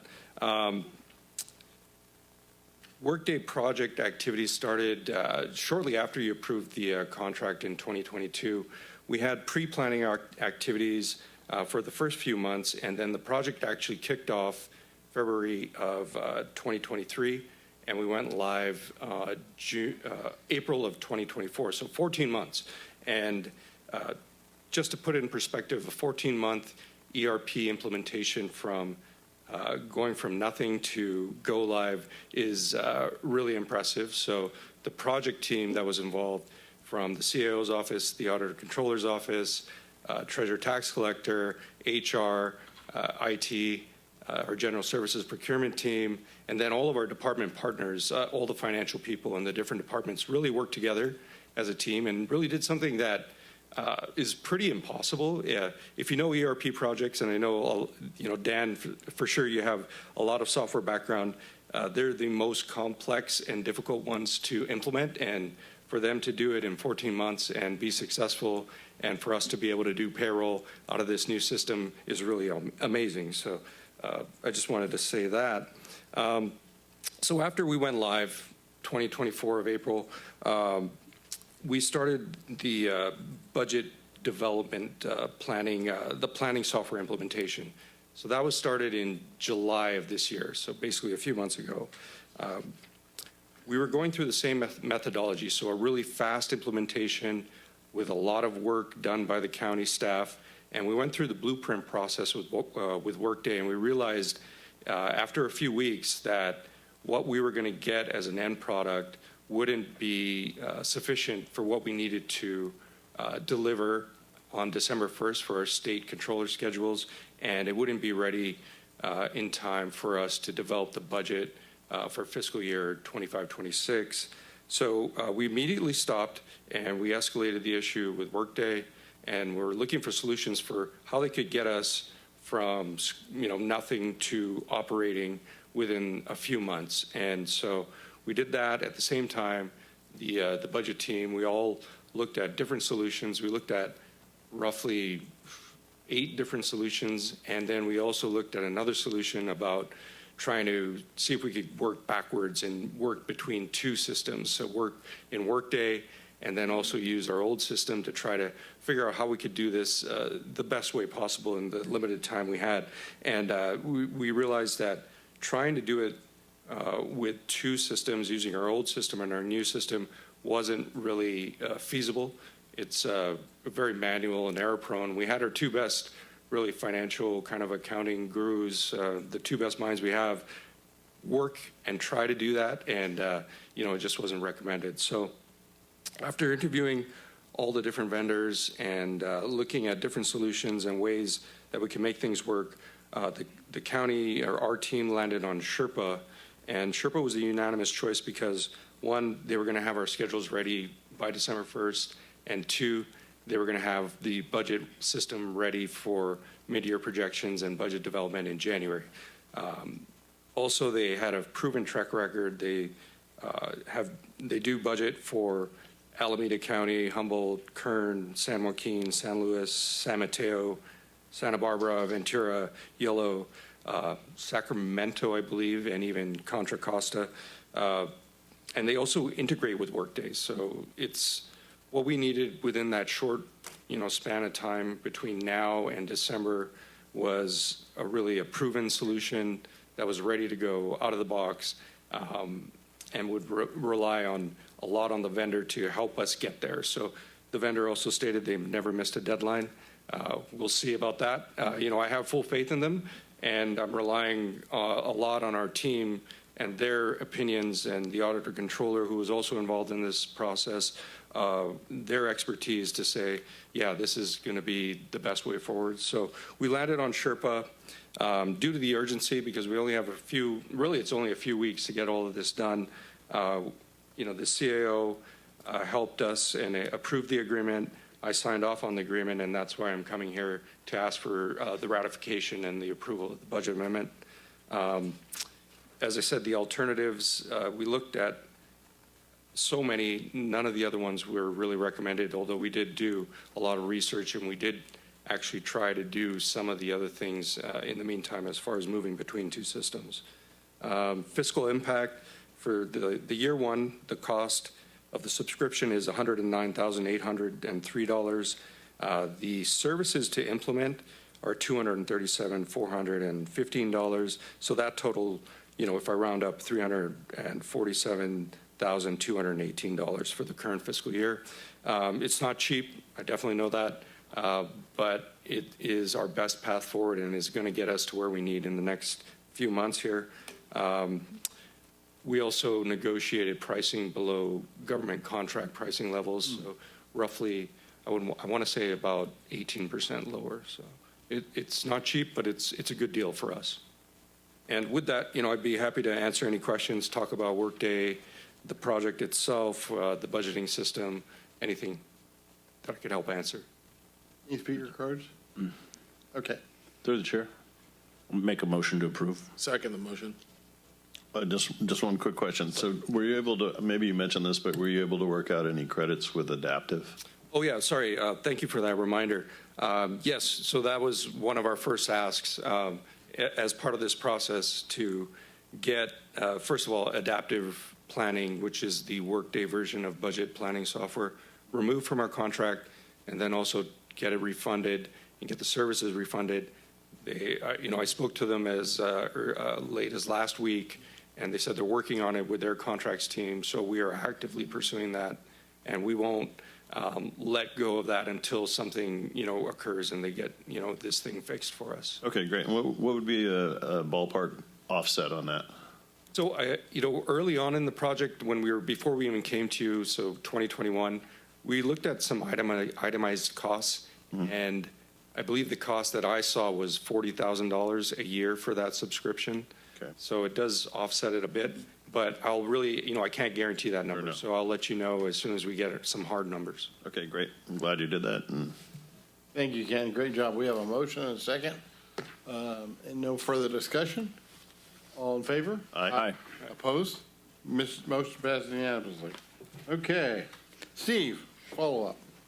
Adoption of the fiscal year 2024-25 budget resolution and associated adjustments to the recommended budget. Thank you. Deputy CAO Laura Granados will be giving this presentation. Good evening, Chair Conant and members of the board. Laura Granados, Deputy County Administrator. Thank you, Steve. On June 25th, subsequent to budget hearings on June 18th, your board tentatively approved the CAO's recommended budget for Sutter County. This provided the authority for county departments to continue operations from July 1st until today, where we're asking for the fiscal year 24-25 budget to be formally adopted. We recommend the adoption of the tentative budget with changes as described in Attachment 1 to the budget resolution. Total revenues and appropriations are $481,661,658, which includes the tentatively approved budget of $477,450,253 plus $4,211,405 in budget adjustments that were determined to be necessary after the tentative budget was approved. The budget adjustments include $866,284 for items that are new developments since the budget was submitted, with the remaining $3.3 million being rebudgeted from fiscal year 23-24 for projects or services that were unable to be completed by June 30th, and these items need to be carried over for completion in fiscal year 24-25. The budget resolution, which the board must pass to adopt the budget, includes the fund balance for general reserves to remain at $3.9 million and an appropriation for contingency in the general fund at $1,268,903. The resolution also includes instructions for the Auditor Controller's Office upon the close of the fiscal year on how to handle a change in fund balance that may affect the spending plan. And once the budget is finalized, the Auditor Controller will submit the adopted budget to the State Controller's Office by December 1st, 2024, as prescribed by law. And with that, the CAO's office recommends the adoption of fiscal year 24-25 budget. And I'm available, and the team is here to answer any questions. Thank you, Laura. Yeah. Any speaker cards? No. Question from the board? Through the chair. Yes. Move approval. Second. A motion and a second. All in favor? Aye. Opposed? Same sign. Motion passed unanimously. Okay, Steve, sorry about that. You're on deck. Great, thank you. Just a couple announcements. One, and we just had the presentation on the museum, but the museum will be closed from October 9th through the 29th due to low staffing. We are sorry about the inconvenience to the public. The closure will allow our very limited staff to concentrate on the exhibit that you saw tonight, the flood exhibit, and make sure that that grant funding is not in jeopardy. You can visit the website at suttercountymuseum.org and sign up for the monthly e-newsletters. And we also hope that you'll come back promptly after the 29th and also look at attending the Trees and Traditions, the annual gathering and party, and that's on December 6th. Then I also wanted to introduce Jake Goodrick from the SAC-B. He's a reporter new to our area covering, and I got to speak with them earlier today, and just wanted so people are aware and can approach, and happy to introduce you to any county staff. So, and then one thing, one of the speakers earlier mentioned something about Costco and the county and city not really being able to agree on something. And I know rumors get started, so this isn't about the person mentioning that or anything. But my recollection of that is that Supervisors Baines and Flores had gotten word somehow about Costco going into Yuba County, and that it was probably a 95% done deal. But there was always this very small chance, and we scrambled immediately. I think we had a 7 a.m. meeting the next day with Yuba City and had good cooperation from Yuba City. There was no discussion about, well, how would we share it or any of this. We were just trying to get something good for the community. We talked to we looked at the Kmart site and called 2 of the surrounding business owners to see if they would be on board and willing to sell if we could get Costco to come. Ultimately, that didn't work out, but we worked incredibly collaboratively and quickly, and I just wanted to point that out because I know that rumor is out there sometime. And then there was another location, I think, in the south part of Yuba City that Costco was looking at, but the government doesn't own that land. We can't make them sell it at the price that Costco liked, nor is the infrastructure all in there yet. And additionally, Costco, according to Yuba County officials, they had been planning on building where they're at now in 2007 when the recession hit. So they already had everything laid out to go in there. So anyways, I just wanted to provide some clarity on that. Thank you. Thank you, Steve. If there's nothing else, I guess we'll move on to district reports and supervisors, and also board consideration of sympathy. Dan, you want to fire off? Oh, sure. First of all, I want to thank CAO Smith for clarifying the Costco rumor, because once that gets out there, it just takes off like fire. And it is true that at that time we all scrambled to make sure, including working with the city of Yuba City very closely, to try to attract Costco here to the local. But we're not giving up. We have other opportunities coming, so we'll stay positive. With that, I do want to close in memory of 2 people, and Supervisor Ziegemeier would also like to add his name to the letters. Ray McReynolds, he was a former Sutter County firefighter, if we can close in his memory, and E.T. Toshe from ETRV, who also passed away. Carm. Chair, could I be added to both those letters as well? Okay. Yeah. And then also I'd like to have letters of sympathy and condolences sent out to the families of George Pappas and Gurdev K. Chima. Okay. Anything else you want to bring up? Nothing? Did you have any district reports you want to? Okay, and Carm? No? Okay. I just have 2 things. First of all, I'd like to close in memory of Mike Arnold's former behavioral health board member passed away. He served on the behavioral health board from 2013 to 15. I'd like to send a letter sent to his family. And on the Costco thing, I couldn't agree more with both of my colleagues that spoke about it. Also, remember that the individual who owned the property where the Costco's built had that millstone around his neck for 20 years. He was probably happy to get rid of it. Anyway, and then I just returned from the RCRC conference, and very interesting conference, a lot about energy and biomass and alternate energy sources. Pioneer was speaking there as well, and forest management. They had a basket auction, as they do every year, and generated for the chairman's charities over $110,000. So you should run for chairman of the RCRC board. Anyway, that concludes my reports. Can we add one more item? Supervisor Baines and I would like to request putting together a recognition for Robert Suma, who's the former editor, or who's the current editor of the Appeal, and who's moving on to a different position, and we'd like to give him recognition from the county. Sure. So we'll print next board meeting is what you're proposing? Next board meeting, if he's available, we'd like to give him that recognition. Okay. If not, whenever it's suitable for them. Yes. Okay. I move to approve all the requests. Second the motion. That. Okay. We have a motion and a second. All in favor? Aye. All opposed? Same sign. Motion passed unanimously. Meeting adjourned.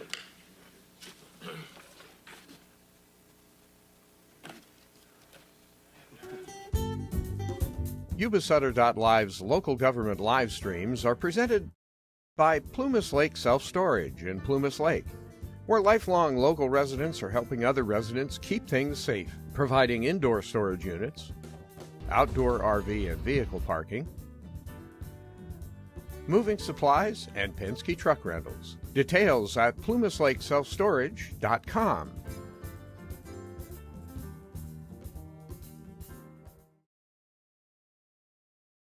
It's been our pleasure to be drinking locally roasted, home-delivered Bridge coffee for more than 5 years, and to have Bridge Coffee Company fueling our Yuba-Sutter.live live streams for that long.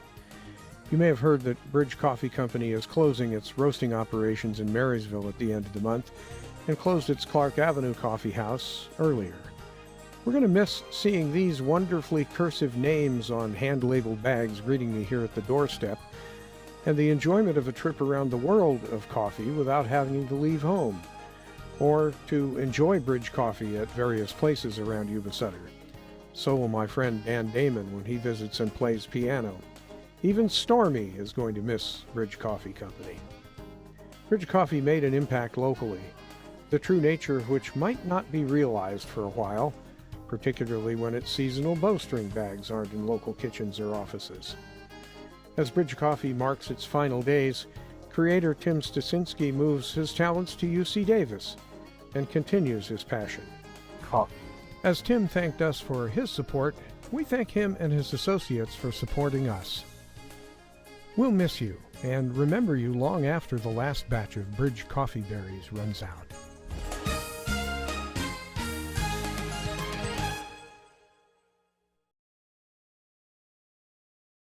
Thinking good vibes one day at a time.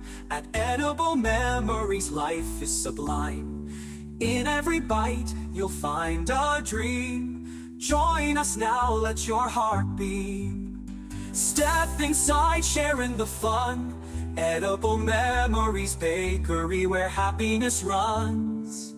Edible Memories Bakery, 321 3rd Street, Marysville. EdibleMemoriesBakery.com.